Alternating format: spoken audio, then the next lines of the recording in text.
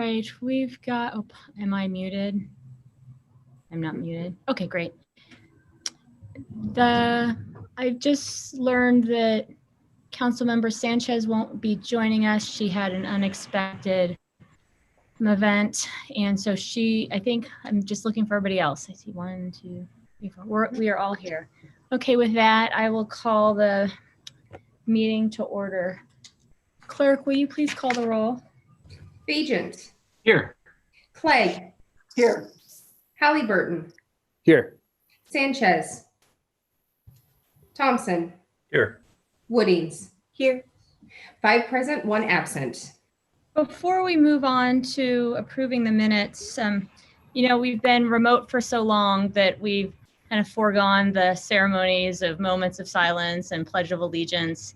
Next week, we will have a meeting some of us will be in the council chambers and some of us will be online. But I just wanted to take this moment to acknowledge all that's happening in our community and around the country at this moment in time and in history. Tonight, there is a vigil where people have been asked to, if they do join, to come downtown and sit in silence in honor and respect for those who have died.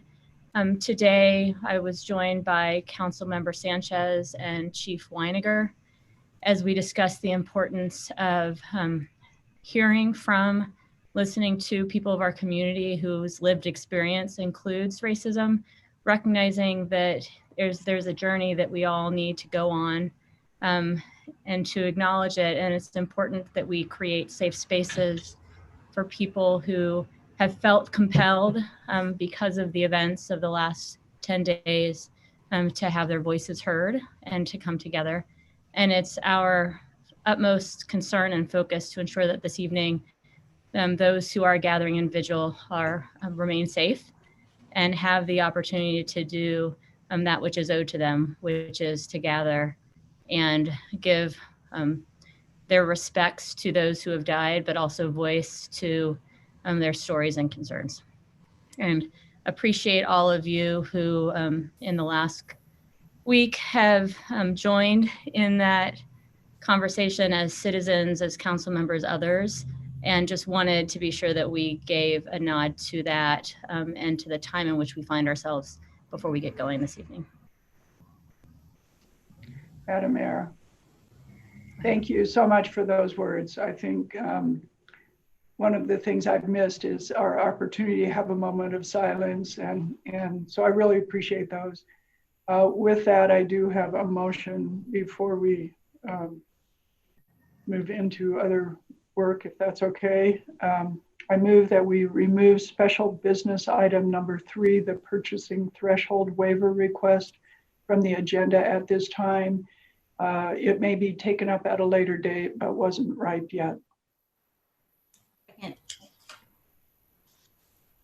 Did I get a second? I just missed it. I've got to close my window. I can hear all the trucks. We have a motion, or the buses. Motion and a second. Clerk, will you please call the roll? Thompson. Yes. Woodings. Yes. Bajent. Yes. Clegg. Yes. Halliburton. Yes. All in favor, motion carries. Thank you. And with that, I believe we're now at item 2, the minutes from the work session, strategic planning session. Oh, the work session regular meeting of May 19th and our strategic planning session of May 26th. Madam Mayor, I move approval of the minutes of both the City Council work session and regular meeting on May 19th and the City Council strategic planning session on May 26th. Second. We have a motion, a second. Clerk, will you please call the roll? Thompson. Yes. Woodings. Yes. Bajent. Yes. Clegg. Yes. Halliburton. Yes. All in favor, motion carries. Thank you. And next up, we'll move on to special business. The first item is the reappointment of Thomas Robbins to the Public Works Commission. I'm just looking to see if Thomas is here. This is yes, it's a reappointment. He's the Boise State engineering student that serves on the Public Works Commission and was interested in returning, for which I thank him for the service he's given and is willing to give again. Madam Mayor, I ask unanimous consent to reappoint Thomas Robbins to the Public Works Commission for a one-year term beginning June 2nd, 2020 and ending May 31st, 2021. And also thank Thomas for his service.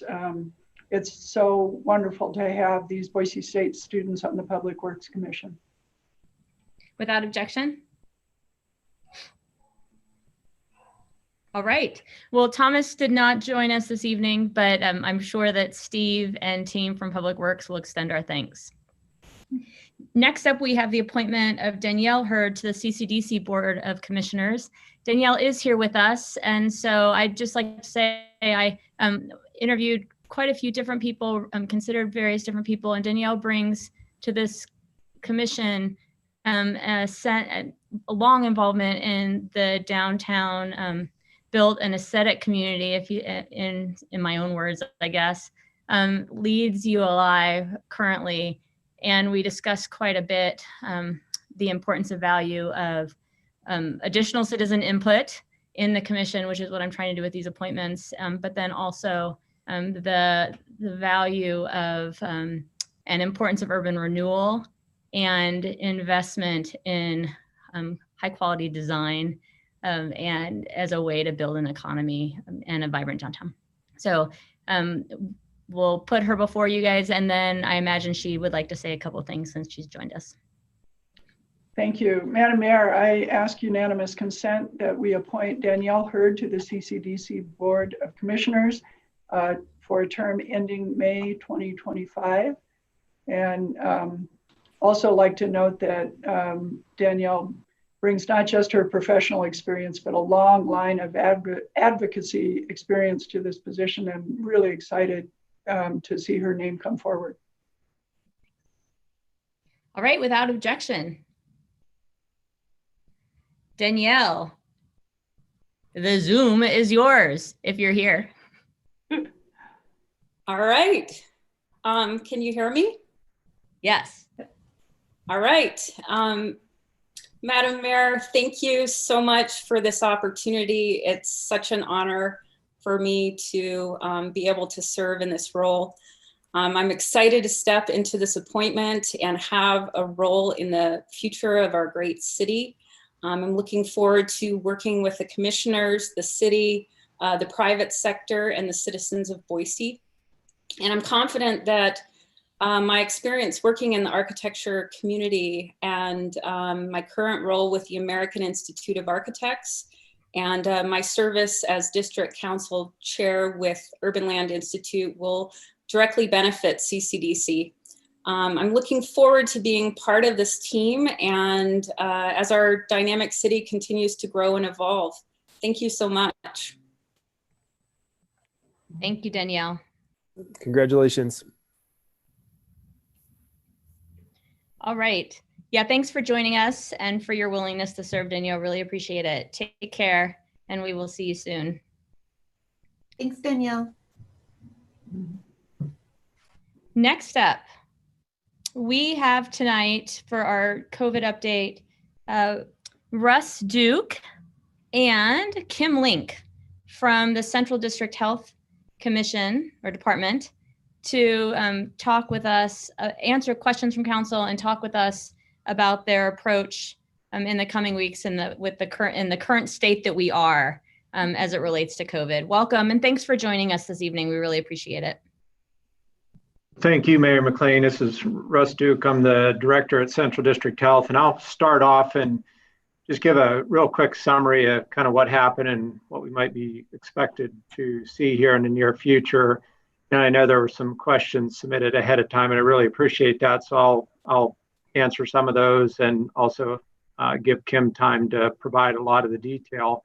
Kim, by the way, is our epidemiology program manager, and she's been in that position for quite a few years, but certainly this is the first time we've had to deal with anything like this, certainly at this scale. We have had the West Nile virus swept through our district, I think in 2006, and then H1N1, the flu pandemic of 2009 that certainly was not near this scale. So if it's okay, I'll go ahead and just start with a quick review of what basically transpired. As we know, this started in China at the end of December. The first cases were identified.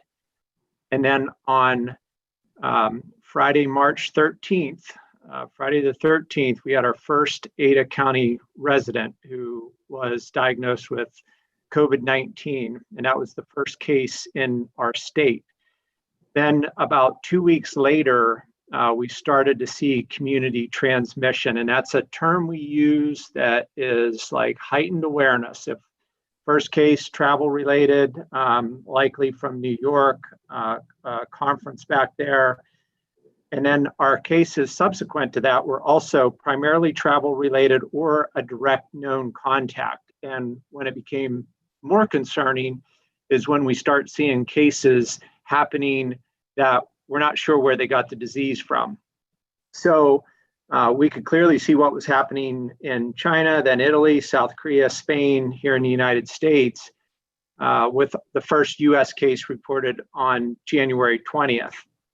So our plan at the time, and that's what we're following today, is to follow CDC's guidance in terms of our response. And what do we do? How do we manage this when we have no medication to treat it? We have no vaccine to prevent it. And for certain populations, we figure 10 to 15% of the population, if they get it, they end up in the hospital. So our communities throughout our health district, including the city of Boise, you all responded the best way you knew how. We're looking at information coming in from Seattle and New York and New Orleans. And I would just tell you, there was no prescribed clear path. This is the only way forward, and this is how we're going to, protect our communities. So it was to a great extent a judgment call. What we were seeing on the ground was a fairly significant ramp up in cases. Again. And what was happening here in Boise, we were probably definitely the second leading COVID hotspot in our state. Blaine County, Sun Valley, Ketchum area, they definitely took the lead early on and maintained that for quite a while. So seeing what happened there, I think it created a lot of fear and panic in our communities, which totally understood that. And our biggest concern by the time we got to that first community transmission situation was hospital capacity. You're probably all very well aware the PPE shortage and ventilator shortage, and in fact, staffing challenges. You look again what happened in Blaine County, a lot of their staff either were sick and quarantined or exposed in quarantine. So not only did they not have the capacity in terms of PPE and ventilators, but then they were short on staff. So the 7 public health districts, I'm one of 7 directors, were in constant communication with Department of Health and Welfare and the governor's office. And by the time we had our first case of community transmission, we were all pushing for the governor to do something on a statewide basis so that it would lay the groundwork and be consistent. And fortunately, he issued his stay-home orders on March 25th. And I think Kim would agree, we believe that that along with the local work, like what you all did, really helped dampen the spread of that disease throughout the end of March and into April. So here we are 5 months into the pandemic here in the United States, and we definitely don't have all the answers about the disease as far as even how it's transmitted. Generally, we know it's respiratory. How long does the virus remain in the air? Is 6-foot social distancing adequate? Obviously, we think it is based on what we've seen between face coverings and social distancing, but I know there's still a lot more to learn. The one other thing I was just going to share is what we're seeing right now, and really the last couple of weeks has been a real surprise to public health. Kim, myself, Dr. Chris Hahn, Elke Shaw-Tolick, the State Division of Public Health Administrator, with everything opening back up and with how infectious this disease appears to be, it doesn't really make sense that we're not seeing an uptick in cases. And when I say we're not seeing an uptick, we're not seeing an uptick yet.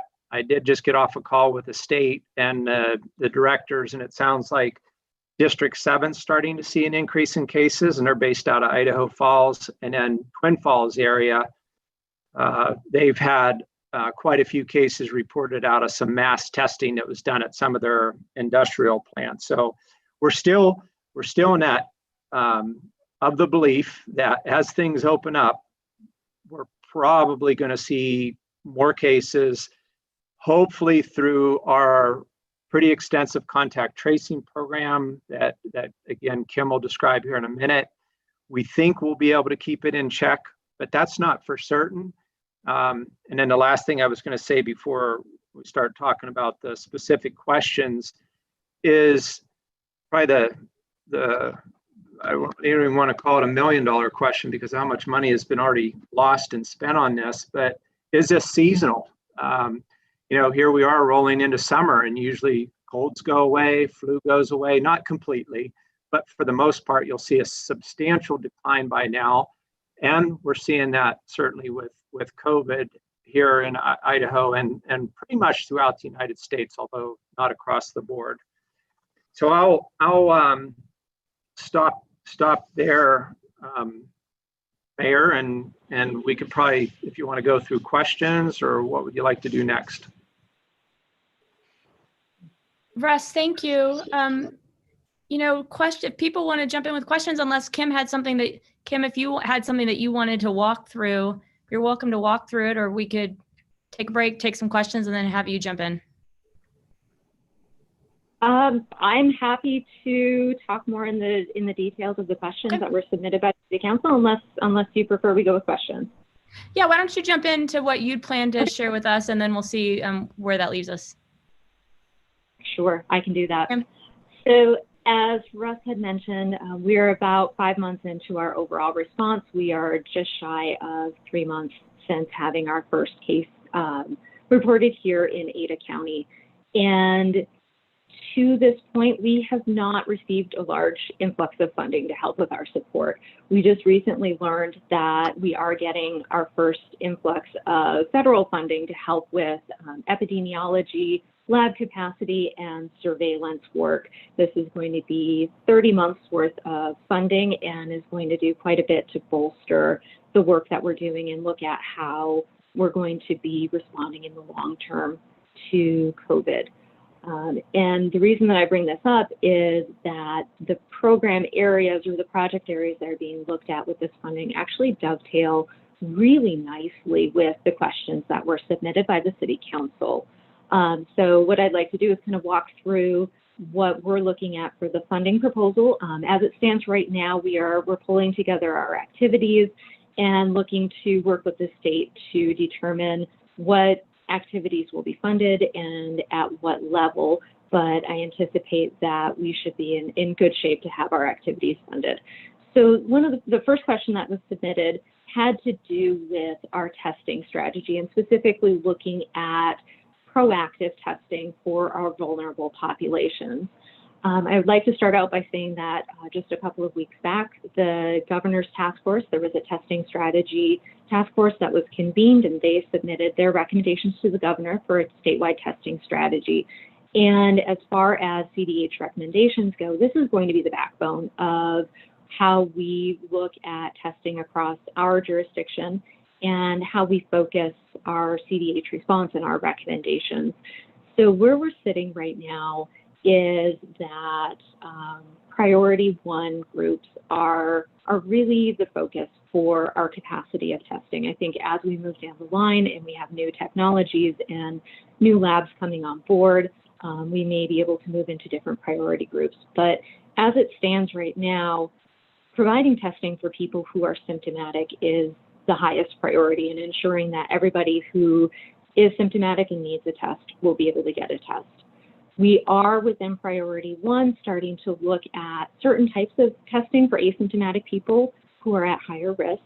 Primarily this is people who are either residents of long-term care facilities or staff in long-term care facilities, and specifically looking at residents who are new to that facility and staff who may be new to that facility.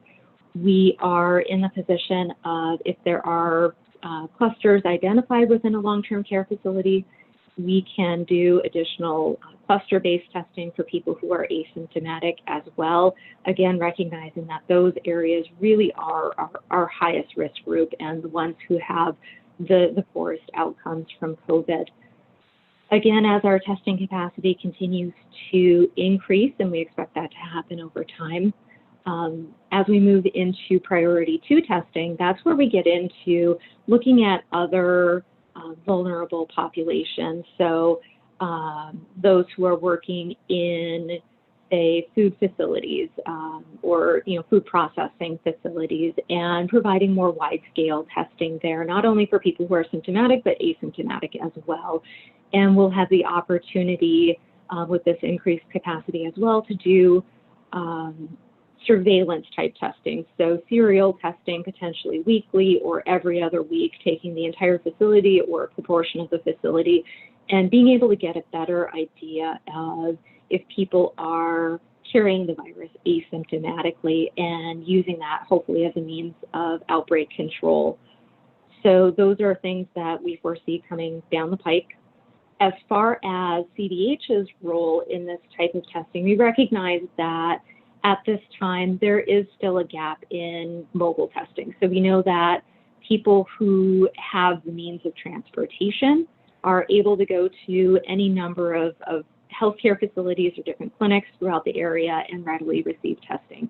But we know that there are groups and populations who may not have that same level of access. So we will be looking at how we can partner with our healthcare community and potentially contract with our healthcare community to provide that mobile testing capacity. And I think that will be important as we move down the path of providing that surveillance type testing or asymptomatic testing to make sure that it's readily available to the large proportions as we're looking at different groups or clusters. Another area that we're focusing on with our funding proposal is our public information and messaging outreach, and specifically looking at messaging in non-English languages. So we realize we have a wealth of information that's available on our website. At this point, it's English only. And we know that between our refugee population, potentially our Spanish-speaking migrant population, that not everybody is able to equally access that information. And that's going to hinder our work in terms of having people understand what it is that we're asking of them. So we are looking at using part of this funding to provide written information, whether it's flyers, our letters, website information in other languages that are common throughout our community, and also looking at focusing that effort on ensuring that the messaging that we're providing is culturally sensitive, that it provides information and references that are culturally appropriate to the language group that is being looked at. Another one of the questions that was brought up had to do with training of staff in facilities or areas that have high-risk populations. And I think this is an area that we aren't entirely sure what the need is for it. I can say with certainty that training of staff who work in long-term care facilities, specifically regarding personal protective equipment and how it is used, when it should be used, we know that that's a need. And that's a need that is currently in the process of being met. So the state requested assistance from CDC, who has deployed a field response unit to Idaho. Over the next, I believe starting next week, they're going to be deploying across the state in teams that include both CDC plus state and or local public health partners to do train the trainer type activities for personal protective equipment use. And the idea is that we will, at the end of this, have a cadre of people in healthcare and public health who have been expertly trained in the use of personal protective equipment so that they can go out and provide that training to critical access hospitals, long-term care facilities, and other healthcare facilities where that need exists. In terms of looking at our work at CDH for long-term care facilities, we do have 4 staff members within my program who've been tasked as their primary role of working with long-term care. So this, at this point, includes response activities, if we have any that have concerns about residents or staff who are testing positive, that outbreak response, and also working with them to help answer questions, help them with their planning. But we realize that there is a gap as well. And so one of the things that we're looking at with our funding proposal is to include contracted support of trained healthcare infection preventionists who can be available to work more in depth with long-term care facilities on their planning and also to provide that training for them. I think that would be a good use of that time and effort. And as we look at other areas, so say, potentially food processing facilities or other areas where there are vulnerable populations, again, I think that's an area that we need to look more at where that need exists for the training and how best to provide it, whether that's something that we bring in experts to develop training videos that might be available online, or if different web-based modules, in-person trainings, I think that's something that we'll need to look at as we move down the path. And for the next 2 questions, looking at our contact tracing plan and plans for responding to another wave of illness. Madam Mayor, if you don't mind, I'd actually like to share my screen. I have a couple of slides. Okay. That's great. Go ahead. Okay. I think Amanda has to give you permission or something like that, but it'll happen. Okay. Let's see if I can. There you go. There we go. Let me see if I can get it to present here. Okay, so what I have on the screen here is our surge capacity plan, and this was one that we've developed through the increase in cases that occurred back in March, recognizing what our capacity was. The way that we have approached case investigation is looking at pulling in internal staff. So from other areas, such as from our clinic services and environmental health. And what we realized through that process is that having what I'm calling our core team, so our epidemiology team, plus a couple of other CDH staff who are able to be responding in an epi capacity over the long term, we're able to investigate, I would say, 20 to 30 cases a day. So as we're sitting right now, where we're only getting a small handful, maybe 5 cases being reported a day, we have ample capacity to be able to investigate each of those cases and provide full contact tracing. As Russ had mentioned, though, as well, we realized that what we see right now may not be what we see moving down the road. If we're lucky, we'll have continued time of these low levels of cases going on, but we do need to prepare for the eventuality of additional cases. And so the level 2 and the level 3 capacity are being built in at this point to prepare for that. So with our level 2 capacity, we anticipate that we would be able to investigate about 75 cases a day. So this includes our core team staff plus additional temp staff investigators. Right now, we're working through the process of getting those staff hired in and getting them trained into the process. And then also additional temps, either temp or in-house staff who will assist with data entry. The level 3 capacity is one that we would consider our highest level of surge capacity, looking at the potential for 90 to 100 cases per day. At this point, looking at our healthcare capacity and specifically looking at our ICU bed capacity, we don't feel at this point that if we were above 100 cases per day for a long period of time, that that's something that our healthcare system would be able to support.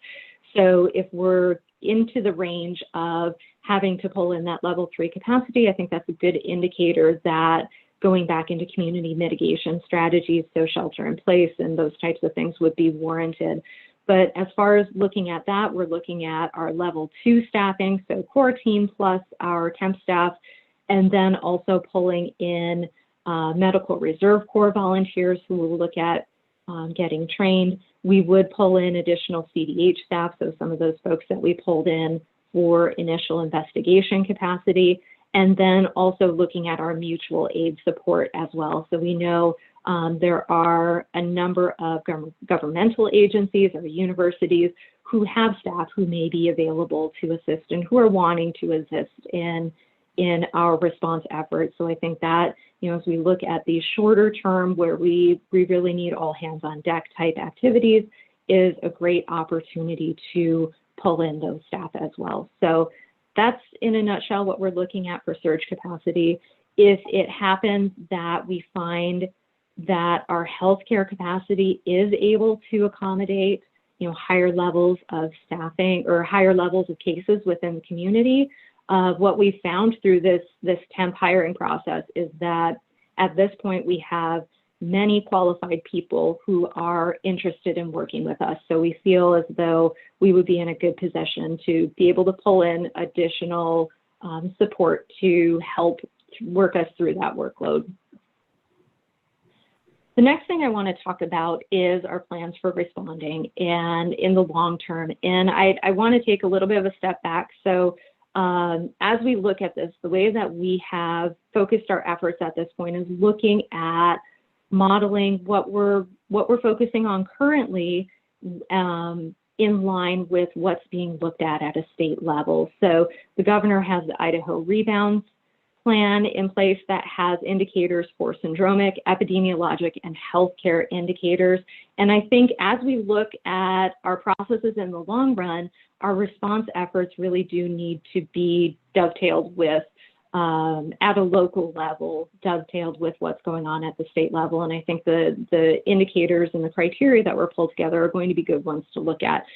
So as we move through the different stages right now, you'll see we have a syndromic indicator that is very similar to what we have at the statewide level. The one thing that we changed is the average number of visits for what we would consider low-level activity. So we want to be seeing a downward trend or fewer than 70 per week or 10 on average. People coming into our local emergency departments with COVID-like illness. And additionally, we want to see either a downward trend of hospital admissions for COVID-like illness or low numbers being on average 2 people per day, residents of our health district being admitted with COVID-like illness. As we look at the epidemiologic indicators, again, very similar to what we are seeing at the state level. So looking at downward trends of cases being reported or seeing low levels of those cases being reported. So over the past couple of weeks, we have seen a little bit of variation in our number of reports that we've had coming in to our health district, but we are well below that 70 per week. That would be the low numbers that we'd be looking for. The other thing that we could look at here, and again, mirroring what's being measured at the state level, is test positivity rates. So as long as we're seeing that downward trend of test positivity, meaning we have ample tests that are available in the community and we're not seeing increasing percentages of people who are testing positive, that's also an indicator that we're in good shape.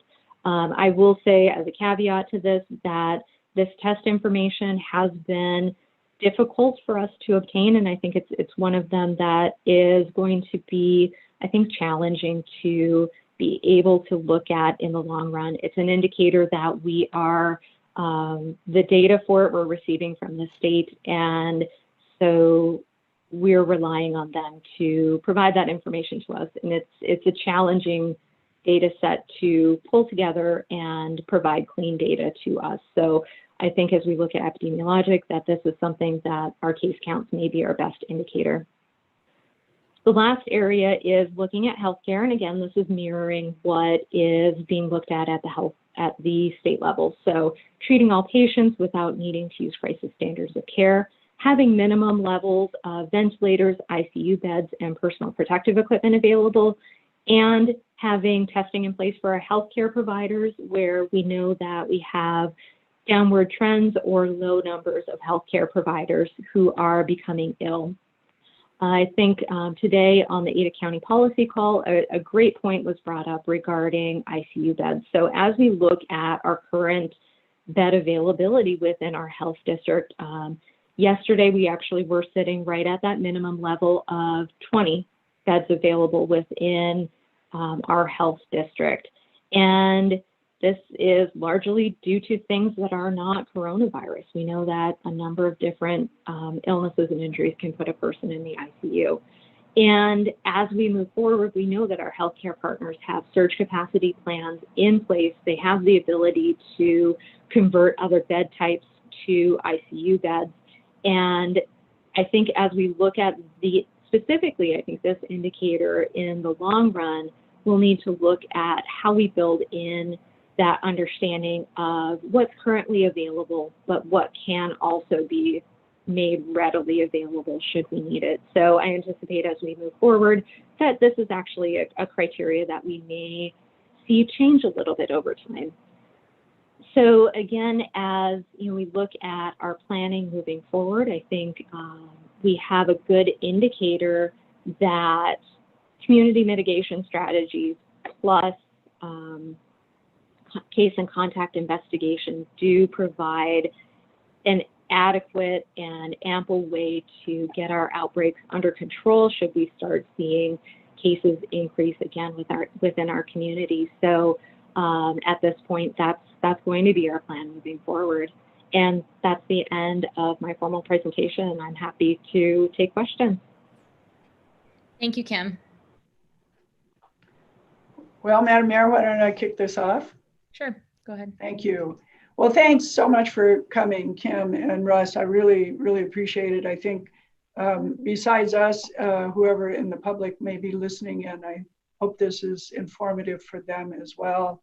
I think getting good information out there is one of the challenges with a healthcare crisis like this. So very much appreciate your presentations.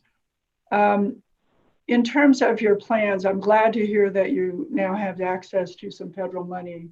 One of the things I've been thinking as we go forward, if necessary, and of course we'd have to plan it, we'd have to approve it and all of those things, but the city may also have some capacity to help you with resources. And it looks like, particularly in the more proactive testing and training, and although you didn't talk about it, Kim, potentially in creating isolation beds for either workers in long-term care facilities or patients there, or perhaps staff in a food processing that might be living in crowded conditions, somebody who would have trouble isolating otherwise, who ends up testing positive. And just wondered, what we could do as a city council, first of all, to, open that conversation. And if you had more resources, how long would it take you to amp up capacity if you thought that was necessary? I guess I'm particularly worried as you look at the various clusters around the state that they have been either long-term care facilities or food processing. We have a number of those in Boise, and I think it would be really best practice for us if we could to be as proactive on those vulnerable populations as we could be. Well, Madam Chair, I think you bring up a number of great points. And one thing that we realized very early on is that partnership is going to be key to our success. So we hold one piece of the puzzle within public health, but in terms of being able to work through this as a community, we need to look across multiple sectors. And I think the first part of that is going to be identifying those needs. So as needs are brought up, working through our different groups to figure out who's going to be the best person to fulfill that need. Is it somebody that already has a role within the community, or is it something that we can potentially use those funding sources to bring in the expertise? And I think that's probably, you know, our best route to continuing to work through this. We have had experience in our past couple months in terms of working with some of the vulnerable population clusters or outbreaks. So we've worked with long-term care facilities, working with them on their planning and coordination through having staff members and residents who've become ill. We have had experience with working with a few different food processing facilities. The one thing that we've learned in that is that having a good relationship from the outset, coming in with an attitude or an aspect of wanting to help them to build their plans, to work with, looking at where they are, where they have opportunities for improvement, and working with them specifically through that process, letting them be the experts of their plant processes and providing potentially additional considerations or expertise has worked very well for us. We've been very lucky in the fact that we haven't seen the types of outbreaks here that have been experienced in other parts of the U.S. And, you know, I do think that having that management buy-in to the information that we're providing is one of the reasons that's been as successful as it has. But, you know, I recognize as well that in the long term, we are going to have to look at how do we continue to build on those strategies? How do we build on that capacity? How do we provide additional information so that people recognize that if they're working in these critical infrastructure roles, that it's not just about how they are being safe at work, but how they're being safe outside of work as well. And so I think we have a number of different areas where we can continue to learn and grow. And just to be clear, when I say resources, I think there's a possibility that if your funding sources aren't adequate, we could fund some of those and still get reimbursed. I wouldn't want to do that without making sure that we've got, you know, we've run that through the system and made sure that we were going to get permission to be reimbursed. But I think there's an opportunity there if needed. I just wanted to bring that up. Madam Mayor. Go ahead. Thank you so much, Russ and Kim, for coming to visit with us. We had several questions last week that Mallory, who has been doing just an incredible job updating council every week, just didn't quite have the expertise to answer. So I appreciate you guys coming so that we can get some of these questions answered for our council. My question is related to how the virus is spreading through our health district right now. Do you guys have kind of any information on how that's happening, or is it isolated? Maybe you can give us a little bit more context there. Sure. I don't have the specific numbers in front of me. It's definitely something that I could pull together, but as we investigate each of our cases, we are classifying them in terms of most likely route of exposure. So our community acquired cases are those people who we know that they've been here in the area for the 14-day incubation period before they got sick, and they don't have a known source of infection. Those ones are, of course, as we look at outbreak control, those ones are the most concerning. Our known exposure cases are those people who have an identified close contact. So they were potentially named in somebody else's investigation and then became sick.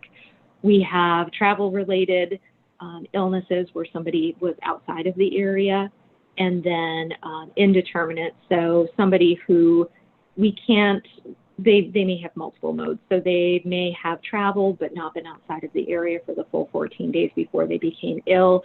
They may have had a close contact, but they may have had also other exposures as well. What I can say is that we are still seeing community transmission. So we are still having cases who are being identified who don't have a known source of infection.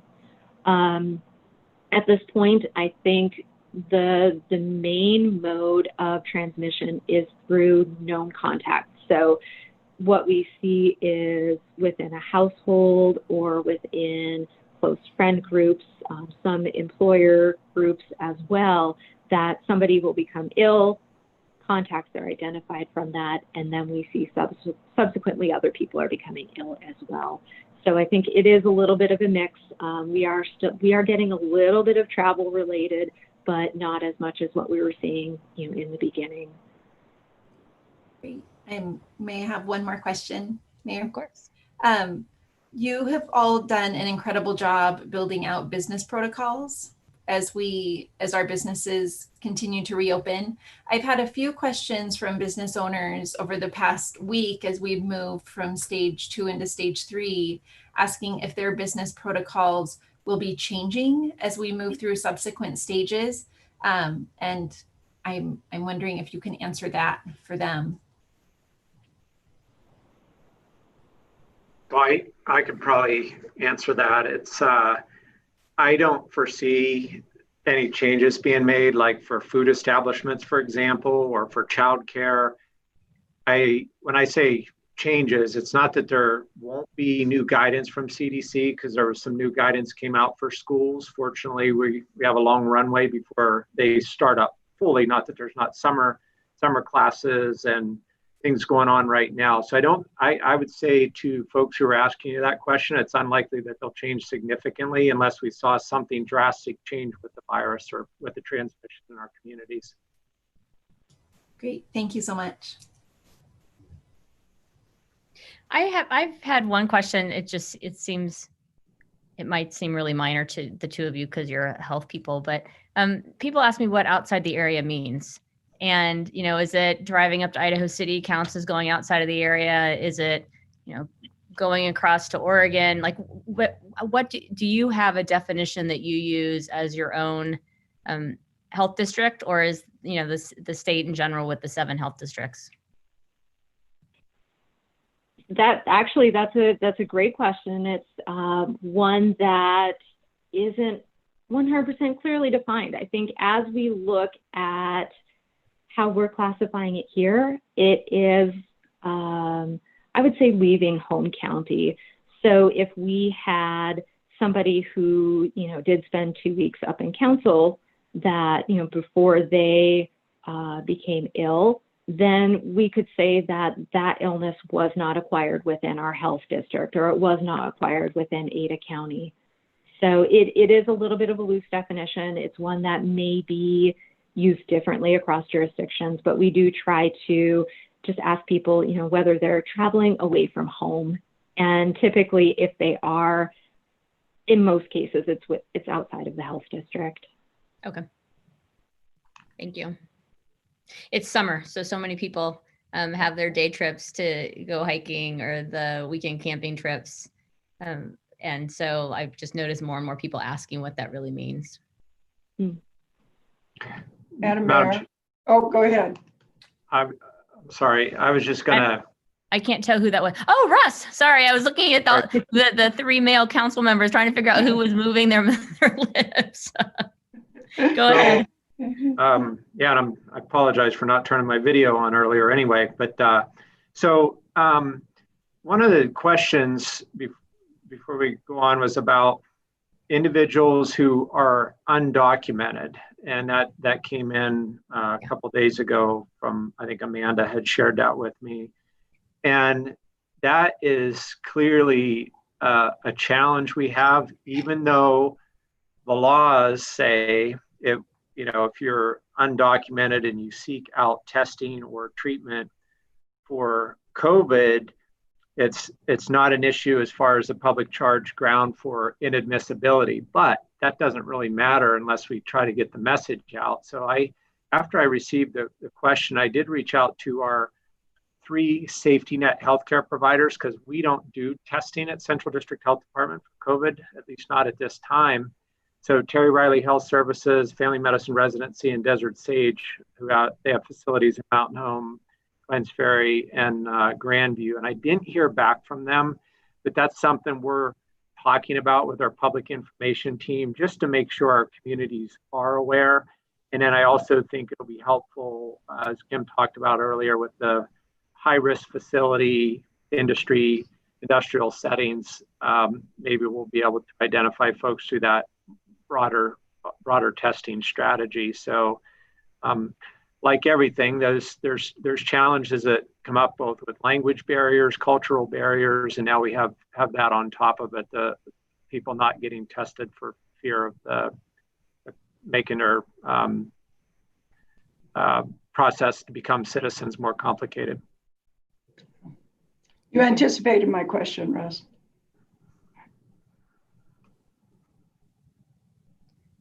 Madam Mayor. Right, Councilman. Sure. Thank you so much for being here and for taking your time. I know you're really busy. I had a question that was prompted by one of your slides, Ms. Link, and that was about it was a contact tracing slide about the different phases and surge levels. And it led me to believe that I don't think I understand exactly what contact tracing entails. And the reason is that at the lowest stage, you had a team of 12 people handling 20 to 30 cases per day, which is about 2.5 cases per person per day.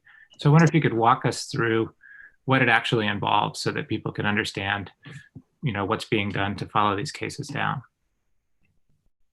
Sure, I'm happy to. Typically, the work that's being done is actually similar in many ways to the work that we do in our epidemiology program on a day-to-day basis. So when somebody tests positive, we receive a copy of that lab report. We reach out to them and we'll ask them a series of questions to be able to identify where their potential exposure came from, but then also who might have been exposed during the time that they were infectious. So typically, we look at when they first became symptomatic, and we'll work backwards and then work forwards as well, kind of finding out on a day-to-day basis what they were doing, who they were with, and the goal with that is to identify the group of individuals who are contacts to that person. So the folks that need to be notified so that they can go into self-quarantine for that 14-day period. So what happens from that investigation, we get the names and contact information for those individuals who may have been exposed. A number of them typically will tend to be household members. Those are going to be the people who are generally at the highest risk. But then it may also be coworkers, it may be friends, it may be others just within the broader community. And so the next step in that is to reach out to those people and have a conversation to say, hi, we're calling from the health department. We need to let you know that you may have been exposed to COVID, kind of talk with them about when that exposure may have occurred and the steps that they need to take in order to protect others should they become infectious and what that might look like. From there, there's also a monitoring component. So we do check in with both the person who tested positive, and we check in with those people who are recommended for self-quarantine as well. Sometimes it may be throughout the process, it may be daily, it may be every few days. We want to see how they're doing. Do they have any questions or concerns? For those who are those contacts, we want to check in with them to see how they're feeling. Are they developing any symptoms? Those are going to be the people that, as we have probable cases who are being reported, those are people who are known contacts who develop symptoms but haven't had testing done. So it's one of our ways of case finding as well. And as we look at the process, we realize that it's not an exact science. We aren't using formulas really to develop the idea of numbers of people that we need, but we recognize that the largest core capacity needs to be for those investigators who are able to make those phone calls, elicit the information about exposure and people who might have been exposed. We have another cadre of people who need to be making those phone calls to the contacts.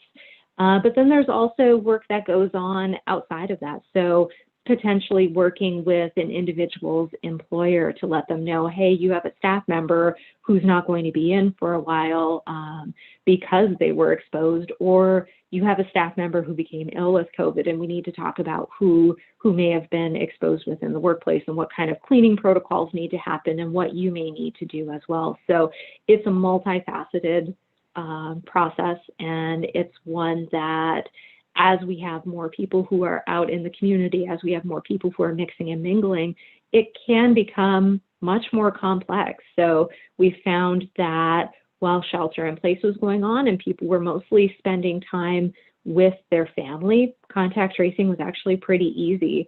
But as we have more people going out, going to work, going grocery shopping or other types of shopping or socializing, it's going to become complex again. So as those cases in the community increase, we anticipate, increased level of activity and, need for that contact tracing work to be done. Thank you so much. That's kind of what I thought it was. I'm impressed that your teams are able to process as many cases as they can, because it sounds like a lot of work. It is a lot of work, and thank you. Madam Mayor. First of all, just comment, Kim and Russ, thank you so much for your hard work. I know, and likely long hours that you've had to put in to help our community deal with this. You've been true leaders, and I appreciate that. My question is, I hear quite a bit from our animal loving community, and early on, it sure seemed like while there was very, very little info around it, that primarily speaking to companion animals, dogs and cats, that they didn't seem to acquire or transmit the virus to other animals or humans. And I've seen some spotty information on around the world, maybe, but can you provide any insight along that? Not talking about someone coughing on the fur and transferring it that way, but actually getting it and then transferring it around, or if they even get it. Thanks. Sure, I'm happy to address that question. I think what we've seen so far is among companion animals, I know that there have been a couple of reports of dogs testing positive for COVID. It seems as though in those cases that it was a mild illness, so it seems like it's something that's theoretically possible, however, not very common.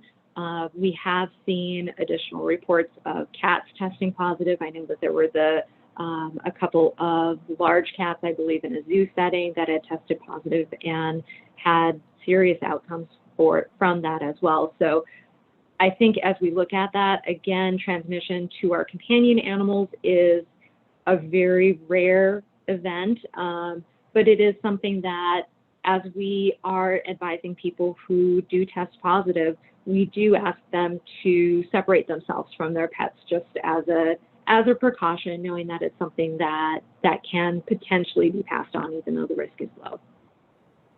Thank you.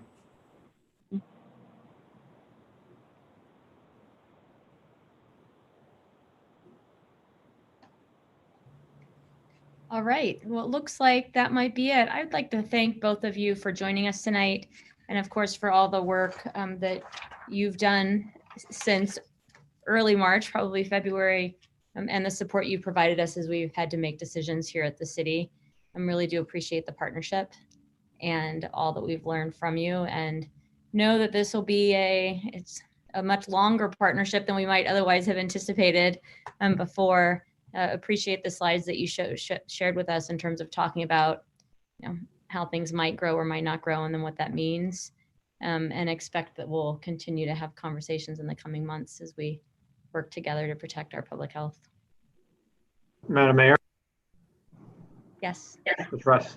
I just wanted to thank you all for all that you've done through this response, and the steps that you took to help protect our communities are definitely tough decisions to make. And as we're seeing on other issues, there's always opposing opinions, and when it came right down to it, there was no real wrong decisions on this. I think we had to do what was in the best interest of our communities, realizing the economic impact, and now we're working on the recovery plan. And I'm hopeful, if our communities are responsible and the individuals are responsible, that we're not going to be back at the stay-home orders. I guess we'll see how it plays out. But the last thing I want to leave you with is, we're here to support you in whatever way we can. So if you have questions that come up, you can contact me, Kim, through tonight's visit. And if we can't answer your questions, we're going to get you connected to the resources who can help you out. Now, if it's about predicting what's going to happen in the future, we're not going to be able to help you with that probably, but pretty much everything else and technical support and your constituents as they have questions, make sure they reach out to us and we'll get them answers for sure. So thank you again. Madam Mayor, Go ahead. can I just have one final question? And Kim or Russ, either one of you can address this. If you had one piece of advice to give to the citizens of Boise so that we can go about our lives as normally as possible while keeping us safe and keeping the spread of this virus down, what would it be? Well, I can start if we get two pieces of advice. My piece of advice would be that you definitely need to take it serious, even though we're not seeing much disease transmission right now. It's just likely a matter of time. Wear face coverings when you're going to be in crowded areas and socially distance at every opportunity. And I would completely echo what Russ says. We know that people are considered to be a contact if they've been in close proximity to somebody for 10 minutes or longer, and that if we're able to socially, physically distance and not spend that time in close contact, then we don't have people who are exposed. Wonderful, thank you. Thank you so much. Have a good night, both of you. We'll talk soon. Thank you. Russ. Thank Thank you, Kim. Thank you so Bye. much. Really appreciate it. For sure. See ya. Good night. Good night. Well, next up we have the consent agenda. I believe that's where we are. Yes. Item 4, the consent agenda. Yes, and Madam Mayor, I did not pull the public health order off the consent agenda. So I guess I'm going to do that now, just so I think we've had a practice of taking a separate vote on it. Yep. Thank you. Thanks for noticing And that. with that is resolution 21620. And with that, I would move approval of the consent agenda other than 21620. Second. Give a motion a second. Clerk, will you call the roll, please? Thompson, Yes. Woodings, Yes. Bajent, Yes. Clegg, Yes. Halliburton. Yes. All in favor, motion carries. And, All right. And with that, we'll take, it's funny, I'm working off an agenda that doesn't even have a 21620, but I'm going to take your word for it. Okay. That was one I downloaded today, so. Yeah, mine I've had prepped for me for a couple days. Okay, so with that, I would move approval of resolution 21620, a resolution ratifying the Public Health Emergency Order 20-07, reopening Boise City Stage 3, enacted May 28th, 2020, and providing an effective date. Second. We have a motion and a second. Any discussion? Madam Mayor, I just would like to thank you for working closely with the governor on these staged openings and identifying the things that needed to be different in the city so that we could, such as the airport, so that we could make sure that we were protecting everyone, and I'm very supportive of this. Thanks. Well, thanks to each of you for your partnership in this. It's our goal to get everybody back to work and keep everybody at work. So we got to do this well. And I really do appreciate, as we said earlier, the help and support of the health district in analyzing locally what's going on, and then the partnership we have with the governor. And with that, clerk, will you please call the roll? Thompson, Yes. Woodings, Yes. Bajent, Yes. Clegg, Yes. Halliburton. Yes. All in favor, motion carries. Thank you. So next up, we're going to move into subdivisions. Actually, is it readings next? Well, no, let's see. Oh, I'm looking at the subdivision list, excuse me, that was in the consent. So yeah, I'm working off 2 agendas because one has a script, so then I missed the others. Yes, ordinances first. Item 5A, first reading. Thank you, Madam Mayor. I would ask unanimous consent to, that all ordinances on first reading be read by number and title only and filed for the second reading calendar. Without objection. ORD 16-20, an ordinance describing the exterior boundaries and annexing property on North Linda Vista Lane into Boise City Municipal Irrigation System, providing for the construction and operation of the pressurized irrigation system by the City of Boise City Public Works Department, directing the Boise City Clerk to record a certified copy of this ordinance in the office of the Ada County Recorder and providing an effective date. ORD 17-20, an ordinance CAR 19-00004 for property generally located at 8363 West Bogart Lane, Boise, Idaho 83714. Amending zoning classifications of the City of Boise City to change the classification of real property, particularly described in Section 1 of this ordinance, from single-family residential R-1A to single-family residential and development agreement R-1CDA, setting forth a reasoned statement in support of such a zone change and providing an effective date. Thank you. We don't have anything on second or third reading. However, we do have under item 5D, a first, second, and third reading. Thank you, Madam Mayor. I move that all rules of the City Council interfering with the immediate consideration of ORD 1820 be suspended, that the portions of Idaho Code 50902 requiring an ordinance to be read on 3 different days, twice by title and once in full, be dispensed with, and the record show that it's been read for the 3rd time in full. Second. We have a motion and a second. Clerk, will you call the roll, please? Thompson, Yes. Woodings, Yes. Bagent, Yes. Clegg, Yes. Halliburton. Yes. All in favor, motion carries. ORD 18-20, an ordinance approving the revision, compilation, codification, and adoption of Title 11 of Boise City Code as prepared by Sterling Codifiers, Inc., which shall supersede all prior versions of Title 11 of the Code, repealing all ordinances or parts thereof to the extent they conflict with this ordinance, providing all ordinances of a general nature included in Title 11 of the Code are considered a continuation of said ordinance provisions and are continuously effective, notwithstanding some provisions thereof being eliminated by this codification, providing all ordinances of a special nature are not included in Title 11 of the Code and remain in full force and effect, providing that Title 11 of the Code shall be amended to correct grammatical and spelling errors, remove inaccurate and unnecessary language and provisions, and correct internal inconsistencies, providing for the reformatting, renumbering, and renaming of provisions within Title 11 of the Code, incorporating recitals into this ordinance, providing a full text copy of this ordinance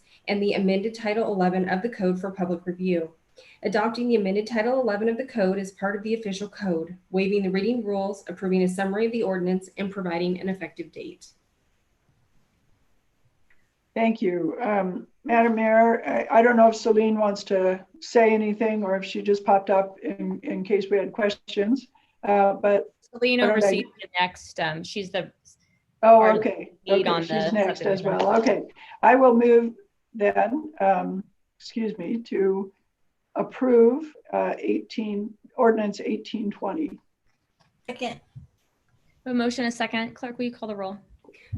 Before we call the roll, could I just make yeah. a quick comment? I just want to really Sorry. thank the clerk's office and PDS. We did not originally include Title 11 when we went to Sterling Codifiers because of some of the special nature of the graphics and other things that were in Title 11. And I know it's been a lot of work to make sure that as it was converted to this online version, everything was done well. For the public's information, the reason to do it all in one reading tonight is that we are a little bit behind in terms of some of the changes we've made in other titles in our code that haven't gotten reflected in Title 11. And to the extent they're inconsistent, the quicker we fix that, the better off we are. Thank you. You bet. Clerk, will you please call the roll? Thompson, Yes. Woodings, Yes. Bagent, Yes. Clegg, Yes. Halliburton. Yes. All in favor, motion carries. Thank you. Before we move into new business, where we'll have one subdivision and then 2 public hearings, all of which have multiple parties speaking. I'm going to propose we take a quick 5-minute break, and then we'll be back and wrap everything up. But that gives us a chance to turn off our cameras for a moment and then come right back. Thanks.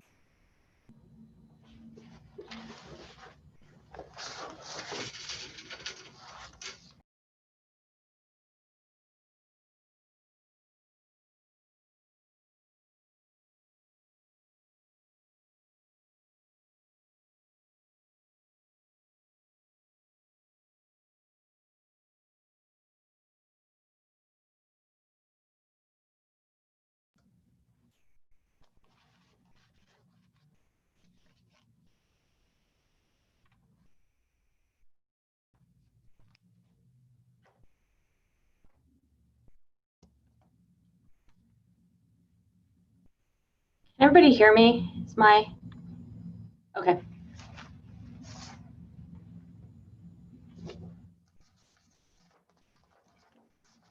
Welcome back, everybody. So we will move into, of course, I moved my computer and now I'm looking for my agenda. We'll move into the first item, the subdivision SUB 19-56 and Celine. So we have here, just to get everybody on deck, we've got Celine, of course, as our staff presenter. And then we have Heath Clark and Doug Fowler, who are, I see Heath Clark currently on here. And then we have the Barber Valley Neighborhood Association, John Mooney. I see that John's here. And potentially Rob Start as well. I do see a Rob.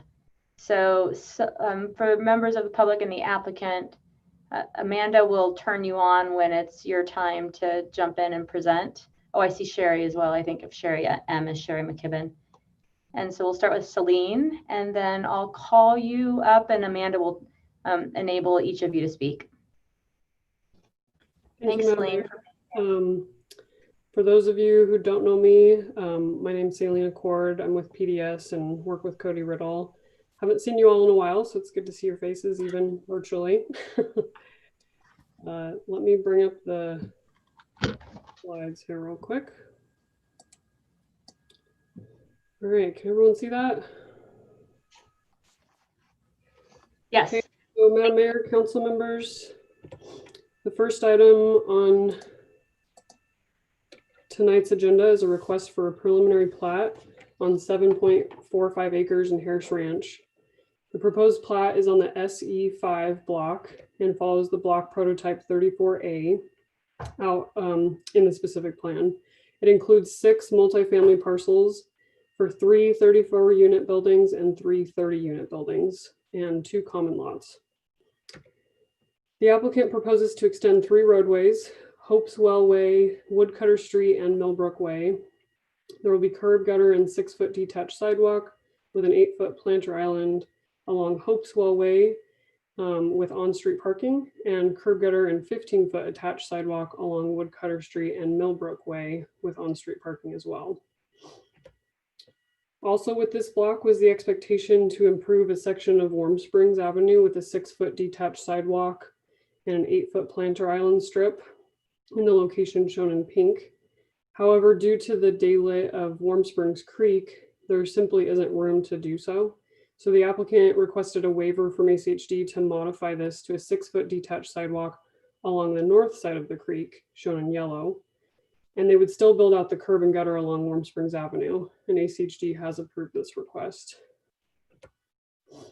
As you can see from your packet, and as well as the late correspondence you received, there are neighbors interested in the plat due to what is currently planned along Warm Springs Avenue. Currently in the specific plan, Warm Springs is a 2-lane roadway planned with a bike lane, planter island strip, and detached sidewalk. Eventually, the specific plan has Warm Springs shown to be built out at a 4-lane roadway with bike lane, planter island strip, and detached sidewalk on both sides. It's important to note that ACHD is not requiring the build out of Warm Springs Avenue or the roundabout at Millbrook and Warm Springs for this plat at this time. It is approved to be that way through ordinance, but that discussion for changes to what this right of way should look like can occur outside of this particular platting process. And with that as proposed, the preliminary plat complies with the Harris Ranch specific plan, and the Planning and Zoning Commission did recommend approval with conditions. We'll stand for any questions.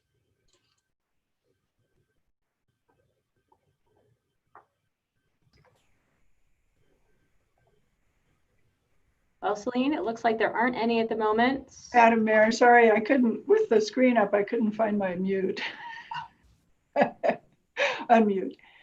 Celine, 2 quick questions. So I appreciate you mentioning Warm Springs, and the reason it's in ordinance is because rather than being a typical development application, this came through as a specific area plan, which is an ordinance. And I think it's important to understand that we have never had to change this kind of a requirement in this kind of an ordinance before. And so the process to do that or even request it, I think, has been somewhat confusing as I've talked to various members of the ACHD Commission. I would like to let the public know that it would be my intent to work with ACHD to make the request to make that change and figure out what the appropriate process is to do that. I'm not quite sure yet what that is, given the fact that it's an ordinance versus a regular development application. I just wanted to put that on the record. My question then, although there's a waiver on the sidewalk on the north or west side of Old Warm Springs in the pink there, at some point, would it be possible to require the sidewalk from about that furthest north building and a connection to the sidewalk that's across the creek? Maybe not as a requirement, but at least leave it open as a possibility. Lingo. Yeah, Madam Mayor, Councilmember Clegg, I think it certainly can be a possibility since this is a preliminary plat. It's at the council's discretion to talk through that tonight. And of course, I'm sure the applicant will have thoughts on that as well. Okay, thank you. Thanks. Okay, and with that then, let's move on to the applicant. I've got both Heath Clark and Doug Fowler listed on this as speakers. See that Heath is ready to speak. Will you please give your name and address for the record before your comments? And thank you for joining us. You bet.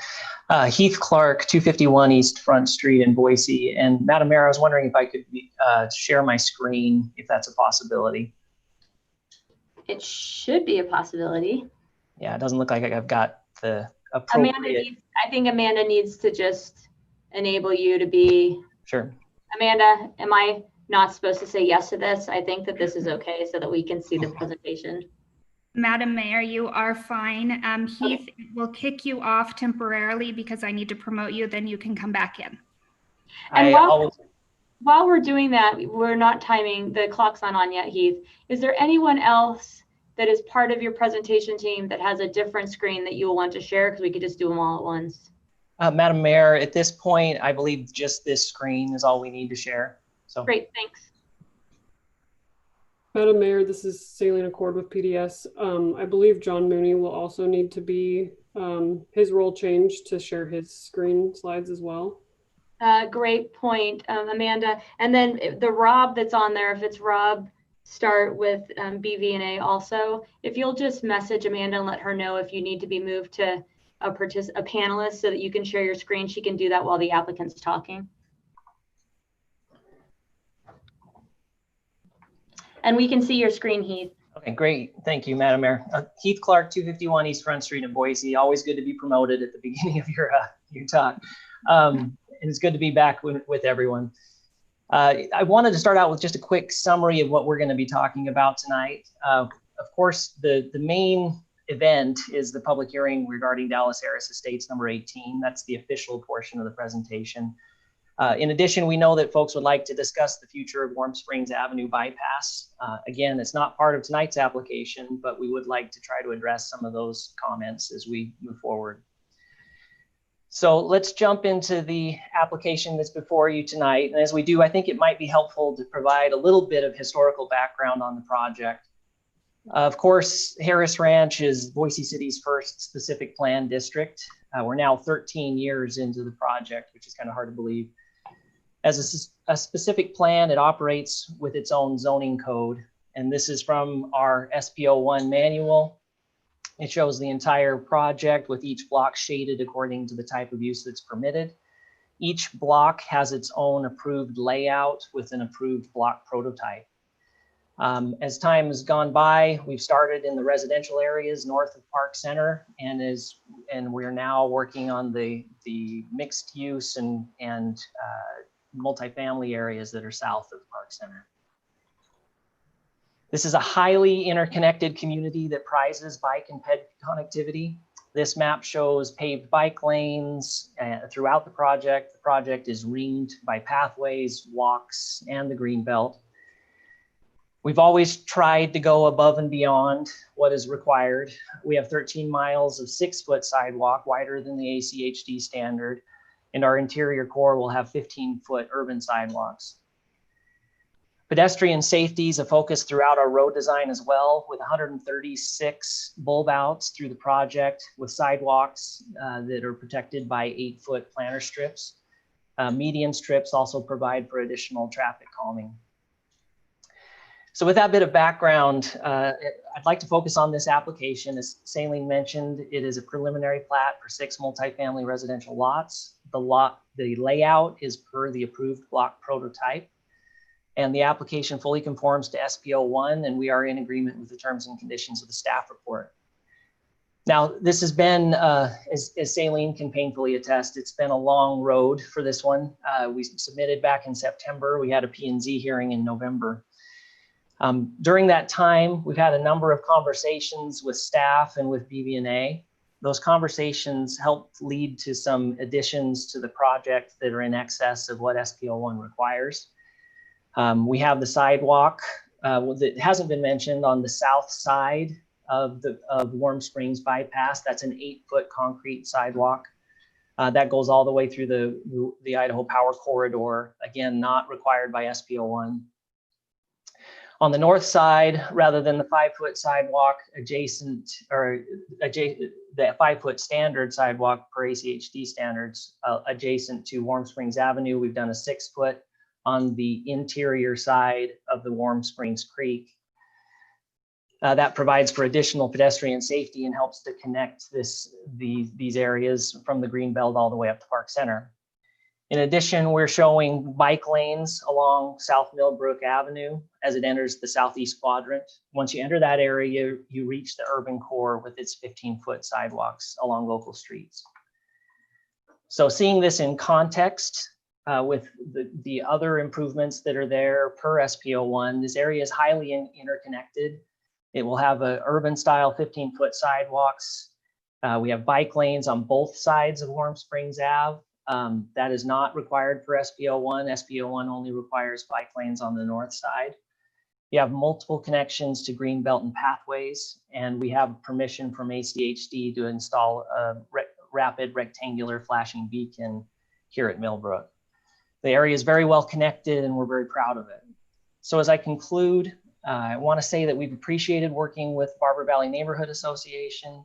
We're grateful for the dozens of letters that have been organized and submitted. And we are in full agreement with the terms and conditions of the staff report and BB&A's comments in their April 7 letter. And so with that, I request approval.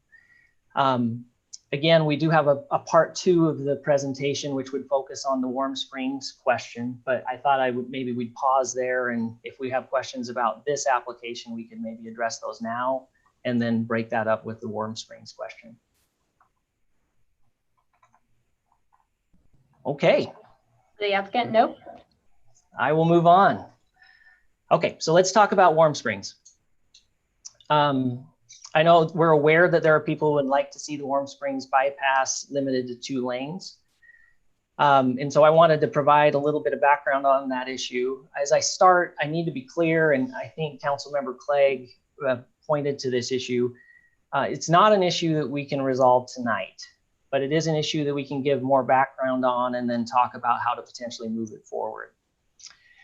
So the Warm Springs bypass has always been a part of SPO1. It was a critical component that allowed us to make East Park Center the wonderful pedestrian-friendly centerpiece of the development that we all enjoy by directing traffic to the south. The bypass is currently built to 2 lanes. We were required to dedicate 4 lanes to allow widening once the traffic warrants. And there are current SPO1 requirements with regard to the installation of roundabouts when traffic warrants. Now, I think that this picture kind of helps you understand what folks are talking about when you're talking about the scale of the 4 lanes versus 2 lanes and the dual lane roundabout versus a single lane roundabout. These are the roundabouts that are actually installed on the west entry to Harris Ranch. So you can see the scale of those roundabouts and what we would be talking about in terms of shrinking. I want to be clear that there is time to have these conversations. This application is not dependent on this discussion. It doesn't have to be resolved tonight because there is no warrant at this time to expand Warm Springs or to build the roundabouts. There is no roundabout to be built with this application. But in terms of timeline, this map will help illustrate how we anticipate this to move forward. In 2020, we expect the blue roads to be built. The orange roads would be built in the following couple of years, and then roundabouts would occur after that. So there is time to continue to have this conversation. There should be an ongoing collaborative effort to discuss the issue. I just want to be clear, and we should make no mistake that this will be time consuming. It will require an SPO1 amendment, but we are more than willing to engage. And in order to help move the process forward, there are two things that we propose to do. We'll make sure that the right-of-way is there if it's necessary for the outer second lane of those roundabouts. That helps to kind of preserve the status quo. And in the meantime, what we would propose is to initially fund and construct the interior lane of the roundabouts as a CID project by August of 2024. So again, two-part presentation, Dallas Harris Estates number 18. We ask for your approval in accordance with the staff report. And then with regard to the Warm Springs bypass, we want to just emphasize that to the city and BVNA that we are ready to engage in that discussion. It'll be time consuming, but we're ready to get underway. So with that, I'm happy to answer any questions. Thanks, Heath. Looks like the council president might have one. Thank you. Yeah, Madam Mayor. He's just a couple of real quick ones. I didn't stop you before you got to the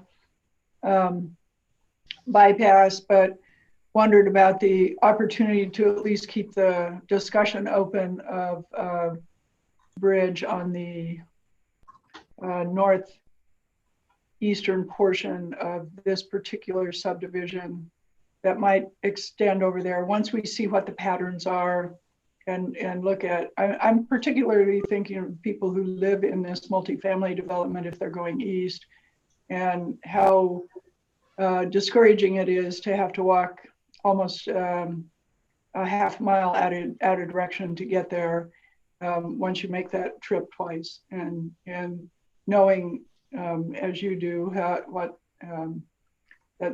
really discourages people from walking and encourages them to do something else. I'm not suggesting that we should require it, but wanted to make sure that we could at least keep the conversation open. Madam Mayor, Councilmember Clegg, we're always happy to keep the conversation open on that. So yeah, absolutely. Okay. And then my second comment is on the roundabout, and I would ask that as we go forward on this, we do identify whatever process it is we need to undertake to make this change, and that we pull together the data that already exists and request that ACHD does not require any additional data. I think we have plenty, and see if we can't make a request to them to make this change.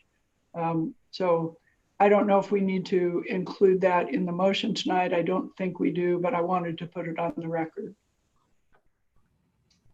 And Madam Mayor, Councilmember Clegg, we're in agreement with that. I do agree that it would be, from my perspective, I'd prefer to have a motion that focuses on this application, but we have made the commitment on the public record to be engaged in that conversation.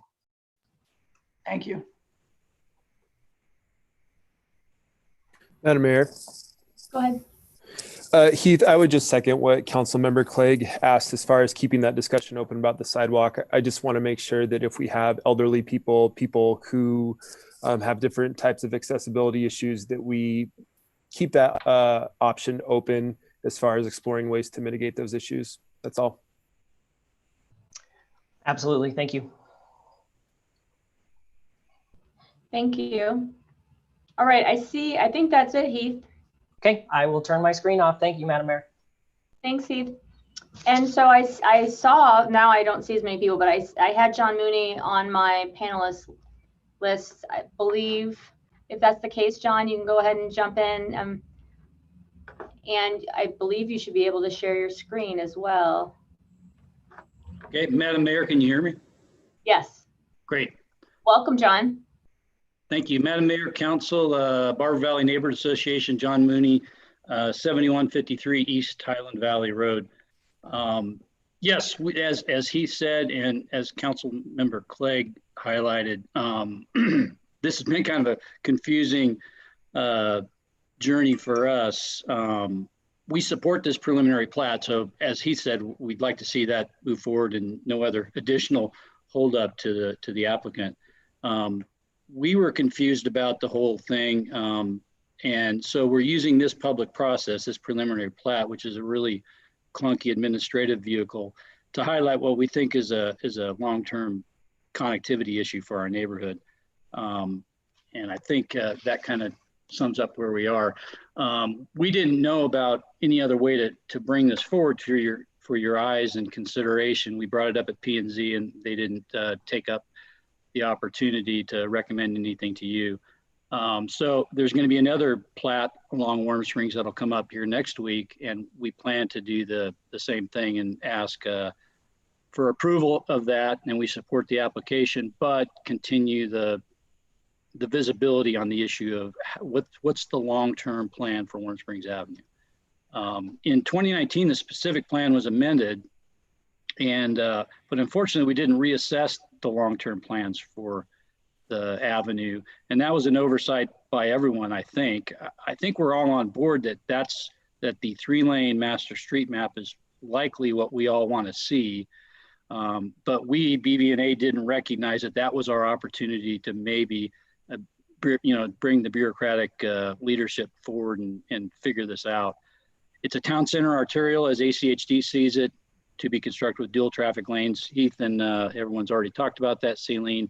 And as you saw from our membership, plenty of outreach that they responded to our plea for visibility on this issue. So you've got a lot of letters in the public record. We want to see a better transportation connectivity solution for the valley out here. Our outreach was to the neighbors was based on our concern that getting across a 5-lane, a dual lane parkway, much like Park Center is as it courses into the city from our neighborhood, is going to be really difficult and will cut off much of the neighborhood from the town center of Harris Ranch, which is now building out, as we all see. We think a 5-lane Warm Springs Avenue in our neighborhood is going to adversely impact bike ped connectivity to and from what will be the center of our neighborhood, the Harris Ranch Town Center. A 3-lane Warm Springs will greatly improve the safety of vulnerable road users by reducing crossing conflicts. That's going to be really tough. And it's going to support, obviously, the comp plan goals for connections to new development and ensure bike routes come from the green belt across any developments and arterials up into the foothills for recreation. We've been asking this question for a while, and we started with SPO1, and Councilmember Clegg heard us back then and asked the staff to begin work on pedestrian connections, and that's where you got the sidewalk on the north side of Warm Springs Creek, and then obviously new discussion today about a possible bridge across Warm Springs Creek. So it's commendable pedestrian connectivity improvements. We were concerned about bike connectivity coming across the Millbrook traffic circle into the interior of Harris Ranch, because initially there was parking. It looks like that's been corrected, and Millbrook will now, instead of having parking on the sides of the streets, it'll have a bike lane to get you in. And then what wasn't mentioned is right down this street, Woodcutter, is the proposed Harris Ranch Elementary School. So that's going to be a big issue for safe routes to school for people on the other side of Warm Springs Avenue. We brought it up again in November with the P&Z. We supported it, asked for some help there. Boise School District had begun the planning process, so that really got our neighbors energized for what's the long-term plan for Warm Springs Avenue. In April, you've seen our letters and our neighborhood outreach and the letters from our membership.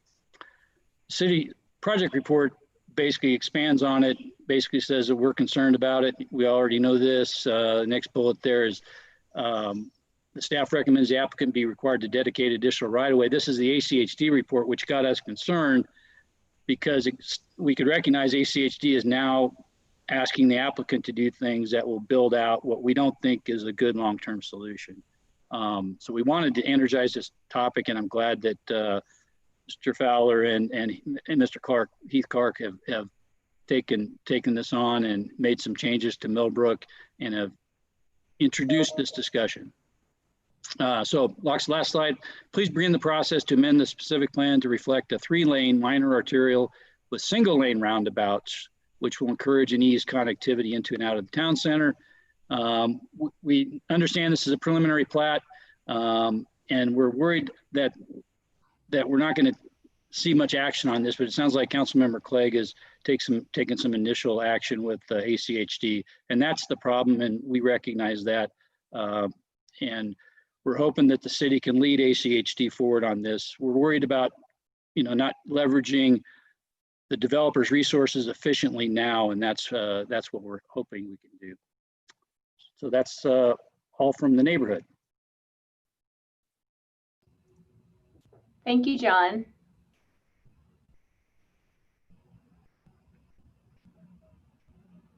All right.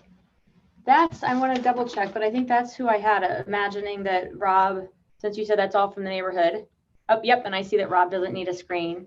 So are there further questions for staff or the applicant, the neighborhood association, before we close this hearing?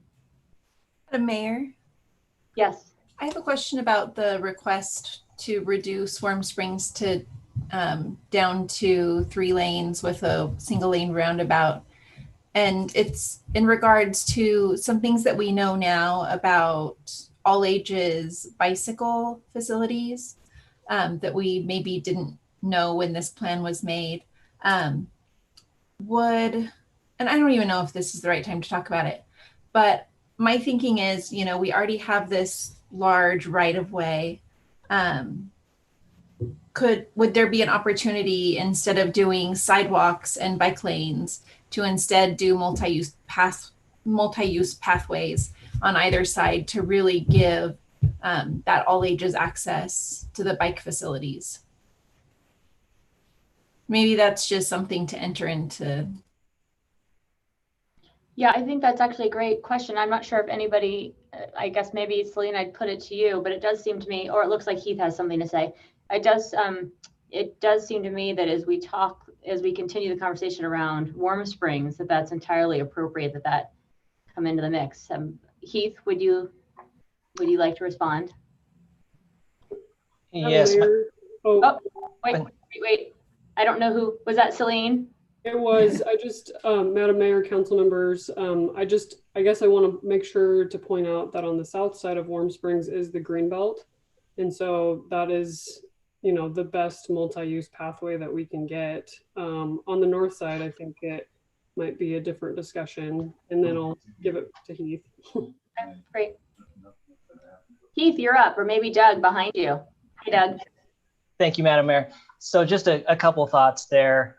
Saline kind of took the words out of my mouth with the fact that the green belt is on the south side, and that does provide for, and really as the project is developed, that was the intent, was that the south side would be served by the green belt, and folks would be using that to get, from east to west. Just to go to Councilmember Wooding's point, what I've got on the screen is the current dimensions of Warm Springs. And as I mentioned, we did dedicate the 4 lanes already. So there is a lot of room there to work with. Heath, is it the light green? Is it the green line that those arrows are pointing to? That okay. Yep. So the arrows are pointing to the dimensions of the existing right of way there. So there's a lot of room to work with there. It would be a part of this would be the conversation with ACHD as to what they would allow to be done within their right of way. Great. Thank you, Heath. I appreciate that. Thank you. Thank you. All righty. Madam Mayor, this is Jamie. Oh, hi, Jamie. Sorry. I just wanted to make a note that while Mr. Stark did not have a presentation, he was wanting to testify on the. Oh, I apologize for that. Was that Rob, Mr. Stark? All righty. I'll jump on in then. Sorry about that. All right. Can you hear me? Yes, and will you just give your name and address for the record, please? Robert Stark, 6865 East Warm Springs Avenue.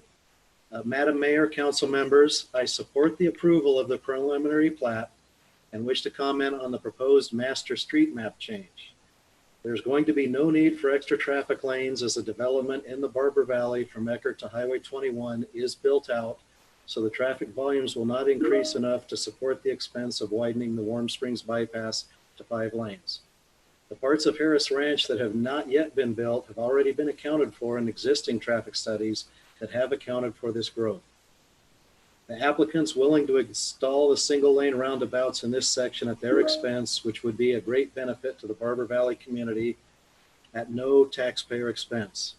Requiring them to build 2-lane roundabouts and tear up a significant portion of good roadway to add unneeded lanes seems like a poor use of our resources. There's a strong desire among the community to have safe pedestrian and bike access back and forth between the Harris Ranch Town Center and the Greenbelt upon build out, as well as safe routes to the future Harris Ranch Elementary School. Adding more unneeded lanes to Warm Springs discourages this kind of connectivity, as well as making it less safe. This would also create a barrier separating the community instead of promoting the connectivity so desired by our residents. While participating in Energize Boise and in the media this week, I have heard city representatives state that cities are living, breathing organisms that change through time.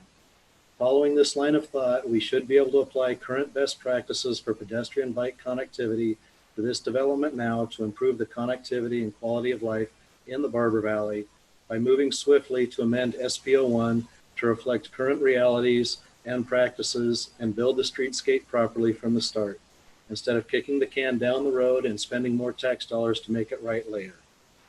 Also wanted to address the sidewalk question that council persons Clegg and Halliburton brought up. I personally am supportive. There's been outreach from the developer about placing that sidewalk in that location. And we felt that in relation to safe routes to school, having that sidewalk farther away from Warm Springs actually was a safer transportation option than having the kids on a sidewalk right next to Warm Springs. Thank you for your time. Thank you, Rob, for joining us this evening. Appreciate it. All right, with that, we'll go ahead and close the testimony portion. Is there a motion that? Madam Mayor, I would move that we approve Dallas Harris Estate Subdivision number 18 SUB 19-56 Boise City preliminary plat. Second. We have a motion and a second. Clerk, will you please call the roll? Thompson. Yes. Woodings. Yes. Bajent. Yes. Clegg. Yes. Halliburton. Yes. All in favor, motion carries. Thank you all for joining us. Next up we have, and nice to see some of you who we haven't seen in so long. Have a good evening.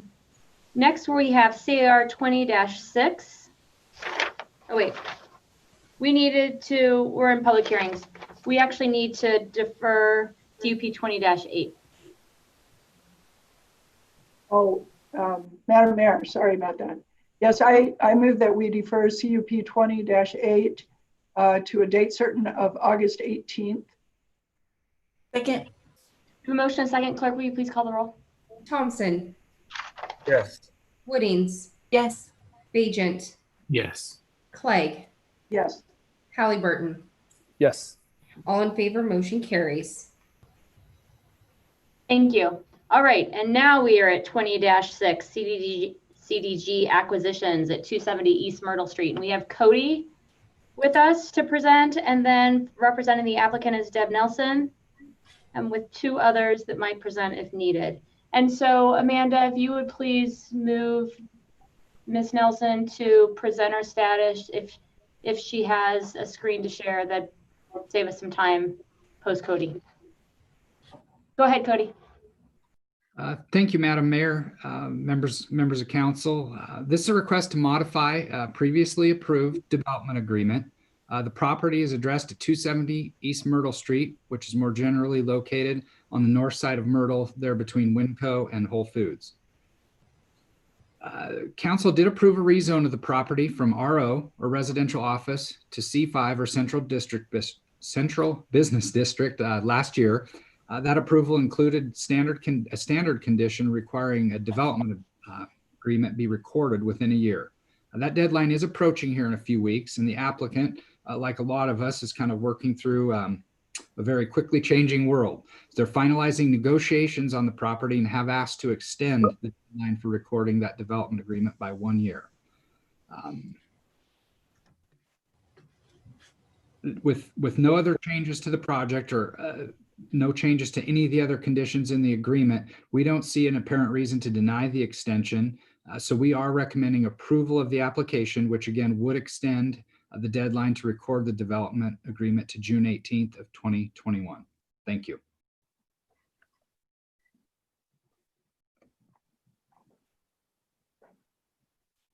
Sorry, I was muted. Thanks, Cody. Any questions for Cody before we move to the applicant? All right, Deb, go ahead. Thank you, Madam Mayor, members of the City Council. It's a pleasure to be with you again. We appreciate staff support of this request. I can be very brief. As Cody noted and as described in our written application, it's just due to the circumstances of the current pandemic that we're requesting this 1-year extension. It is only related to the time of recording of the development agreement. It won't impact the rezone at all, which in fact won't take place, won't really even occur until after the DA is recorded and then you record your ordinance for the rezone. The city code provides you the authority to do this through a DA modification. And I also wanted to let you know that the applicant did reach out to Mr. Tim Flaherty, the president of the Downtown Boise Neighborhood Association, who said he understands the need for more time and doesn't have any concerns. We appreciate all of the city's efforts and everything you've done so far to support businesses through this time, and we appreciate your consideration of this particular request. With that, I would just stand for questions. And I want to make sure, I probably just didn't notice it because it's so rote, but did you give your name and address for the record? Madam Mayor, I don't believe I did. The different format. So thank you for reminding me. Yes, Deborah Nelson, 601 West Bannock, on behalf of Collegiate Development Group. Great, thank you. Any questions for the applicant? Looks like we're good. Thanks for joining us. Let's see. There's nobody signed up on this item. Just want to confirm that before we go ahead and close the hearing. Amanda, just vocally, could you confirm for me? Madam Mayor, I am not seeing anyone with their hand raised. All right, thank you very much. With that, then the record will reflect that nobody has their hand raised, and we will close the public hearing. Madam Mayor. Yes. I would move that we approve CAR 20-6 CDG Acquisitions LLC at 2070 East Myrtle, a minor modification to a previously approved development agreement to extend the deadline for recordation to June 18th, 2021. Second. You have a motion and a second. Clerk, will you please call the roll? Thompson. Yes. Woodings. Yes. Bagent. Yes. Clegg. Yes. Halliburton. Yes. All in favor, motion carries. Excellent. Thank you. Thanks for joining us. Nice to see you through Zoom. Thank you. Have a good night. Good evening. All right. And next up, we have CAR 19-32 and SUB 19-77, both situated at 612 North Avenue H Avenue. Madam Mayor. Madam Mayor. Yes. Yes. Who? Go ahead, Holly. Okay. I think it's North H. Madam Mayor, I just wanted to get it on the record. This is a project that belongs to a neighbor of mine. Madam Mayor. Yes. Does everybody have something to get on the record? I also wanted to get it on the record that I own a piece of property located adjacent to Logan Street. It's an undeveloped piece of property. I don't live on it, and I haven't participated in any of the discussions about the property. I reached out to legal, and the legal said that this doesn't rise to a level of conflict. So I think I can remain fair and impartial, but I wanted to have that on the record. Thanks, Councilman. What I'm hearing from both council members Woodings and Halliburton is that you are nearby but are able to judge fairly and without bias in this case tonight? Yes. Yes, that's correct. Great. All right. Well, thanks for declaring that. And we will move into, okay, but just to get everything ready, we've got Cody Riddle, of course. Hi, Cody, the applicant. I mean, the presenter for on the city side. I was already skipped below to the next line. I see Ben Semple's picture, so he's already been moved to a participant as the applicant.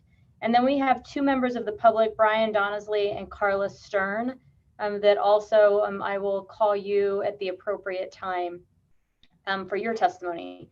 And if we get time constrained on this one, I will jump in at about 8:20 and hand the Zoom, I guess Amanda has to do it, the colloquial gavel over to the council president to wrap us up, although I imagine that we'll be finished.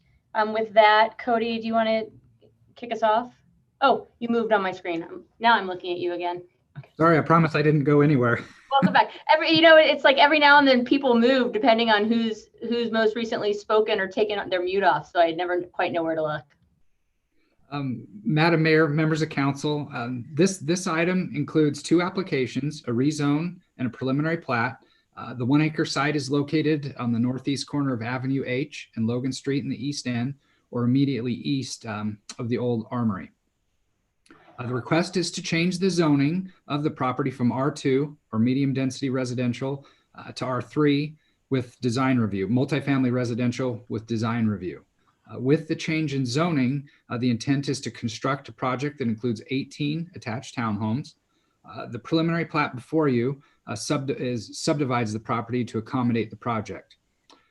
This item was heard with a planned unit development by the Planning Commission in February, and they did approve that request. That decision was not appealed, so it is only the rezone and subdivision before you this evening. The commission again did recommend approval of both. The property is designated compact on the land use map and part of a neighborhood activity center associated with the armory. It also abuts property that's already been developed at comparable, if not higher densities. You also have the armory immediately to the west with commercial zoning. So in our mind and the commission's mind, this higher density in this location provides a good transition between that, the multifamily to the east, and then transitioning further into the single family neighborhood. I think it's also obvious there are countless amenities and employment opportunities within walking, cycling distance of the property.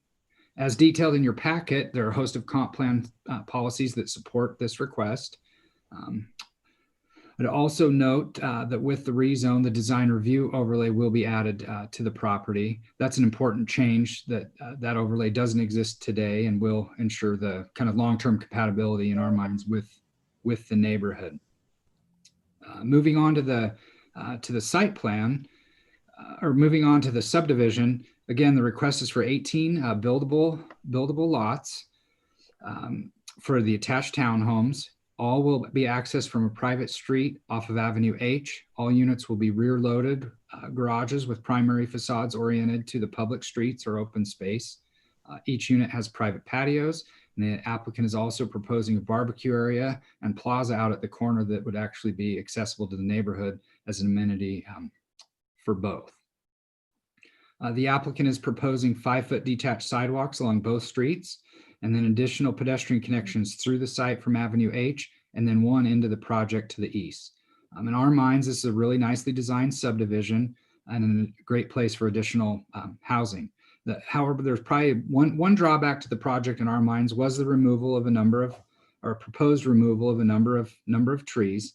The majority are actually black locust, which is largely an undesirable species in a manicured landscape like this. But I believe there are a few catalpa and perhaps one evergreen tree to be removed. The applicant I've asked to go into a little more detail. I believe they're removing about 20 trees, but are proposing more than 40 as part of the development, and then retaining actually a couple of the catalpa and one larger spruce tree. Just a final note, I believe there is some concern that you might hear this evening regarding the project. I believe it does relate to the trees I just mentioned, perhaps also site lighting and parking. I touched on the trees. I would say lighting will be required to be oriented downward to prevent impacts on neighboring properties. I've asked the applicant to touch on those topics briefly. I'd note again that both of those elements will be reviewed in greater detail as part of a future design review application. So that concludes my remarks. The commission and staff did find the rezone and subdivision to be consistent with the objective criteria of the development code, and also quite strongly supported by the comprehensive plan. So we are recommending approval of both applications this evening. Thank you. Thank you, Cody.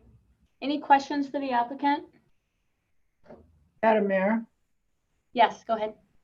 Thank you. Cody, I have a couple of questions for you. Not surprisingly, the first one is about the trees, and wondering with the trees that are going to be removed, what the size of the replacement trees will be required to be.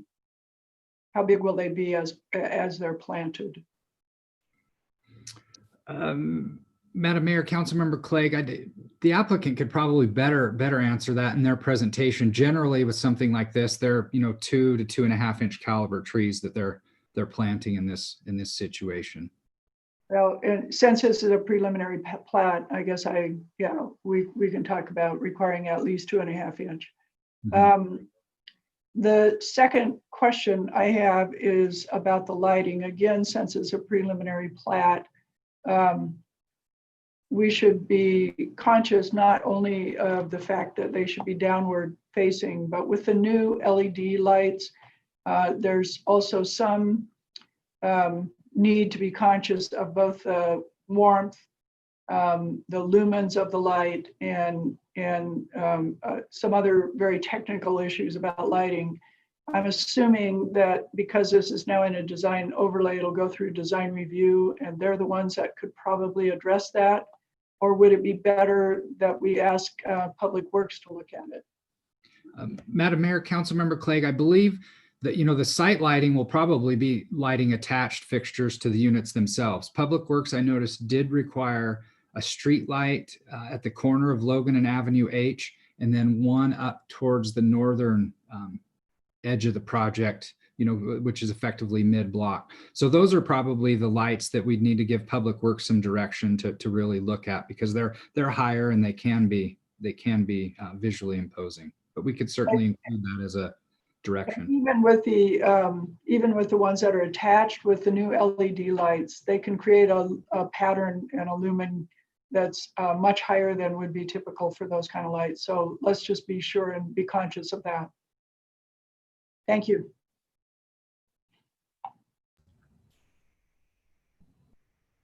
All right. With that, I will welcome to the Zoom Ben. Welcome.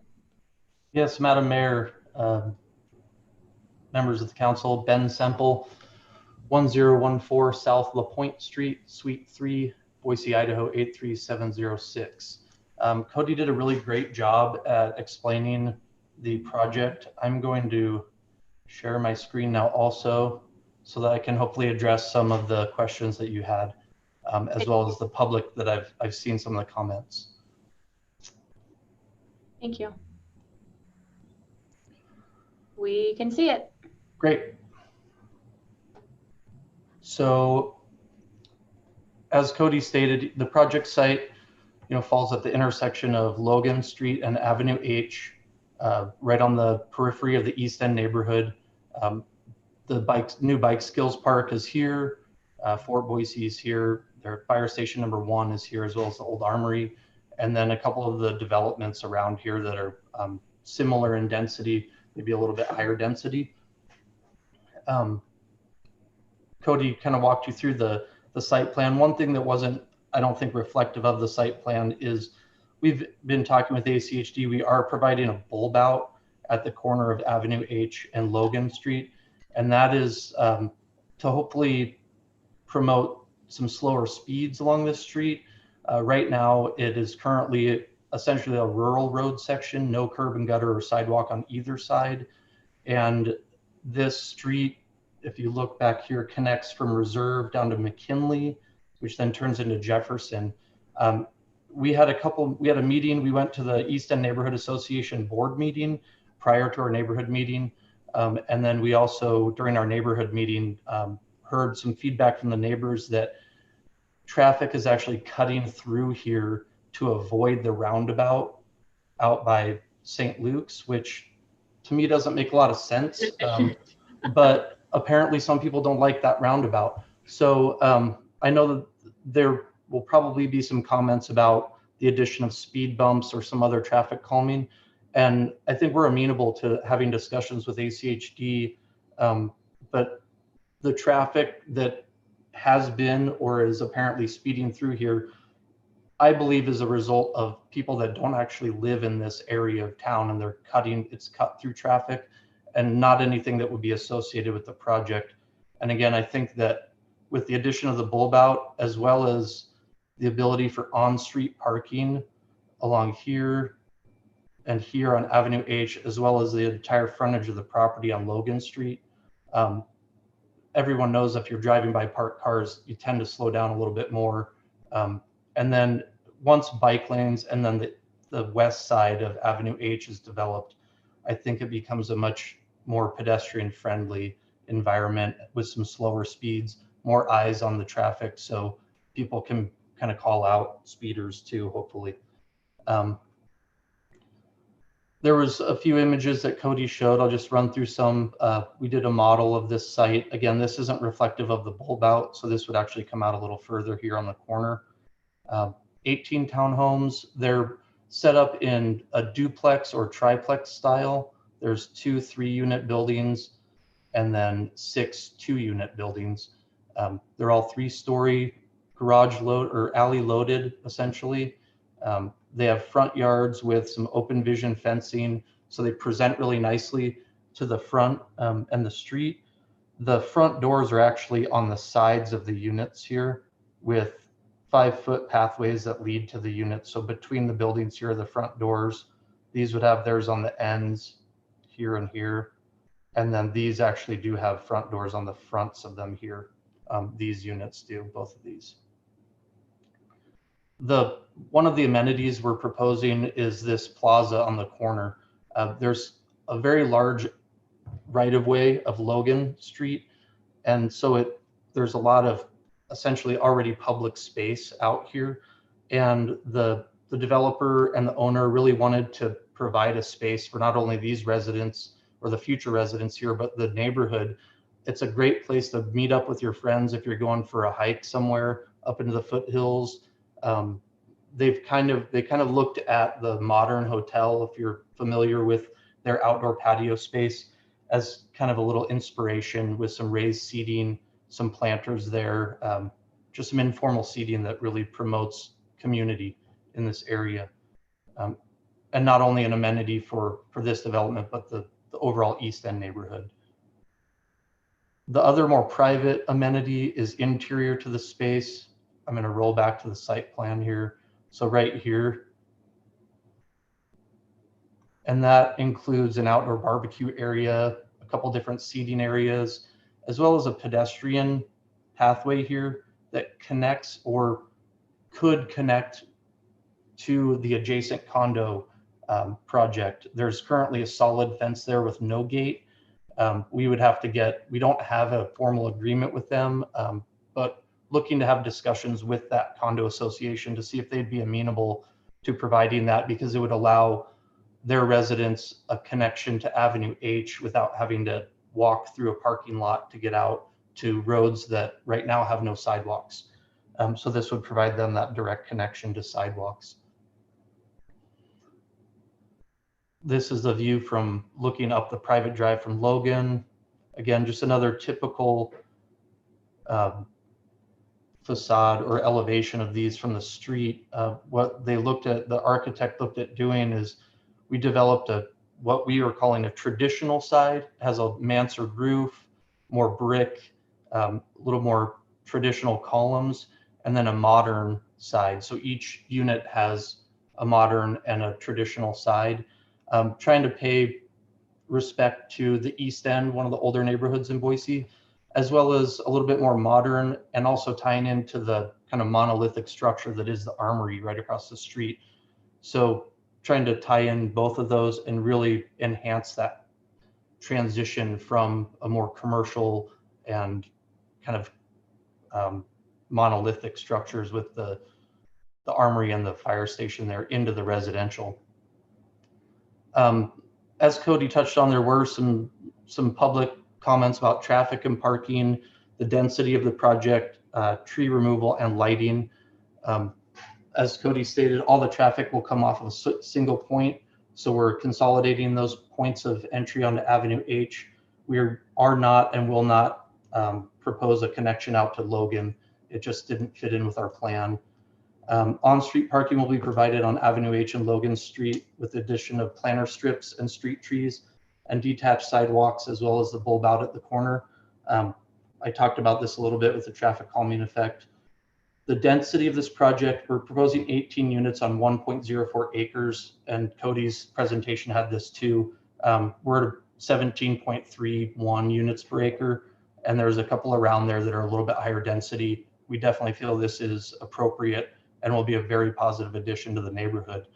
To talk about the trees, there will be 22 total trees that are removed from the site and within the right-of-way.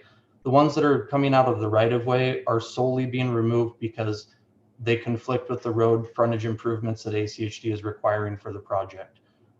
It's unfortunate there are 3 fairly large catalpas on the corner. There's just no way to accommodate them.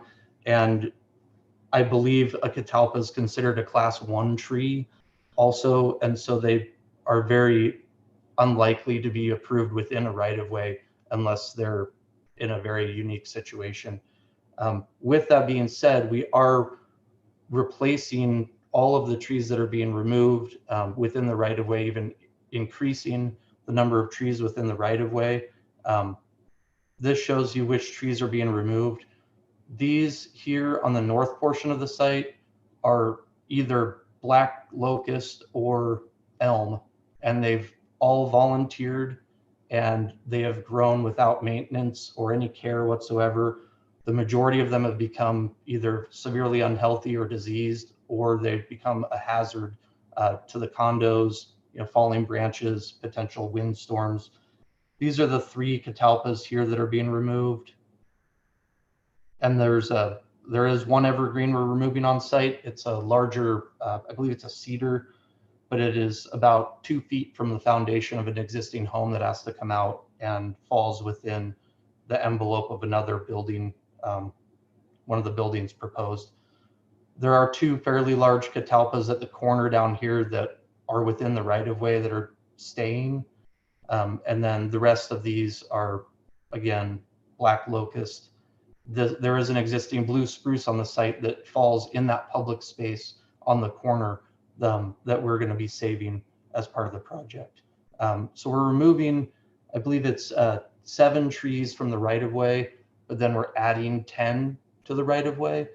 And we're removing 15 from the site, but we're adding 32 to the site. So with the one saved, we're effectively increasing the tree count by 21 on the site, from 22 to 43 if you include the existing spruce to stay.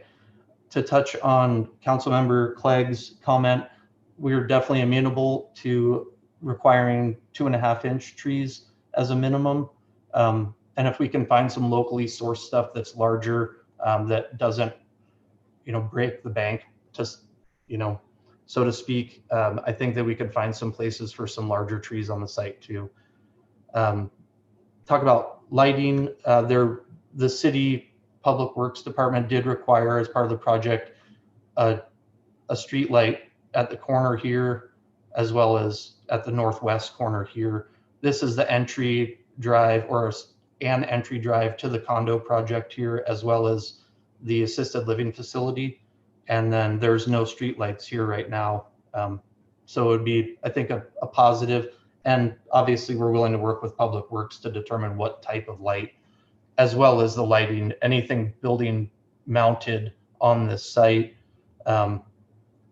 we'll have to meet code for it being directed downward and meeting the 2-foot candle maximum 1 foot off the ground at the property line so that it doesn't encroach onto anyone else's property. I know that the gentleman that was concerned lives on the south side of Logan on this corner. We do have this public amenity here with multiple trees, including some evergreens and some street trees that will hopefully mitigate any light issues that would potentially impact him. We want to be sensitive to the neighbors, definitely want to be a positive addition to the East End, and really looking forward to this project. And with that, I will stand for questions. Madam Mayor? Go ahead. Just a quick question, Ben. I'd never seen, I don't recall seeing a barbecue pit area. Is that like how's that going to work? So there will be some built-in barbecues here, and then some seating and some built-in benches and some overhead structures here. It's open to the residents here, probably operate similar to any other community gathering space where people can reserve the space if they want to use it, or if no one has it reserved, you can come out and have a little get together with your neighbors, hopefully. Thanks. Mm-hmm. Madam Mayor, just real quickly, Ben, you mentioned the tree size on the right-of-way. With an 8-foot planting strip, you would be able to plant class 3 trees if you put in a root barrier. And my question is, how wide is the right-of-way there? Would it be possible, if you're doing a 36-foot, would it be possible to request a 34-foot? Then you'd have a 10-foot tree planting strip, and you could put all class 3s if you wanted to. Madam Mayor, Councilmember Clegg, we're actually proposing half of a 33-foot section, okay, so that we can reduce, and it falls really close. And we do have an 8-foot planter strip there. What this layout does is it does not require any additional right-of-way dedication, or and then we're providing for enough room for an easement behind the sidewalk, so it doesn't impact any of the spatial dynamics of the on-site improvements. We would really, I believe that even a repaving of Avenue H there probably would require the removal of those catalpas. They're very large and are very much out in the roadway, unfortunately. But again, I think that we'll look at the size of the new trees to be planted so that we can get something substantial in there. And I think the biggest impact would be the removal of, I understand the removal of the black locust. It makes a big impact seeing all the trees go away. But for the product and for the project itself, as well as the long-term health, I think, of the landscape, it'll be better with what we're proposing. Thank you. And with that, I'm going to have to step out. The council president will take over. And it was nice to see you, Ben, although it was just your picture. But welcome back.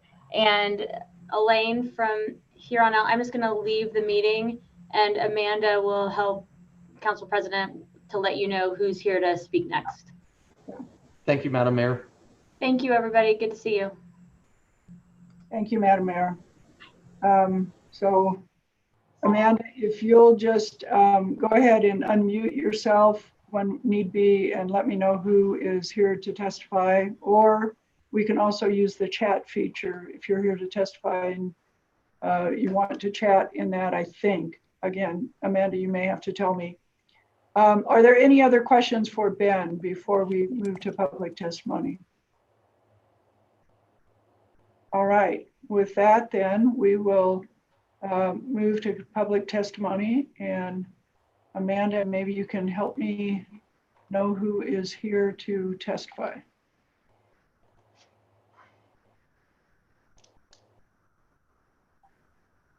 You're going to have to unmute. Are you there?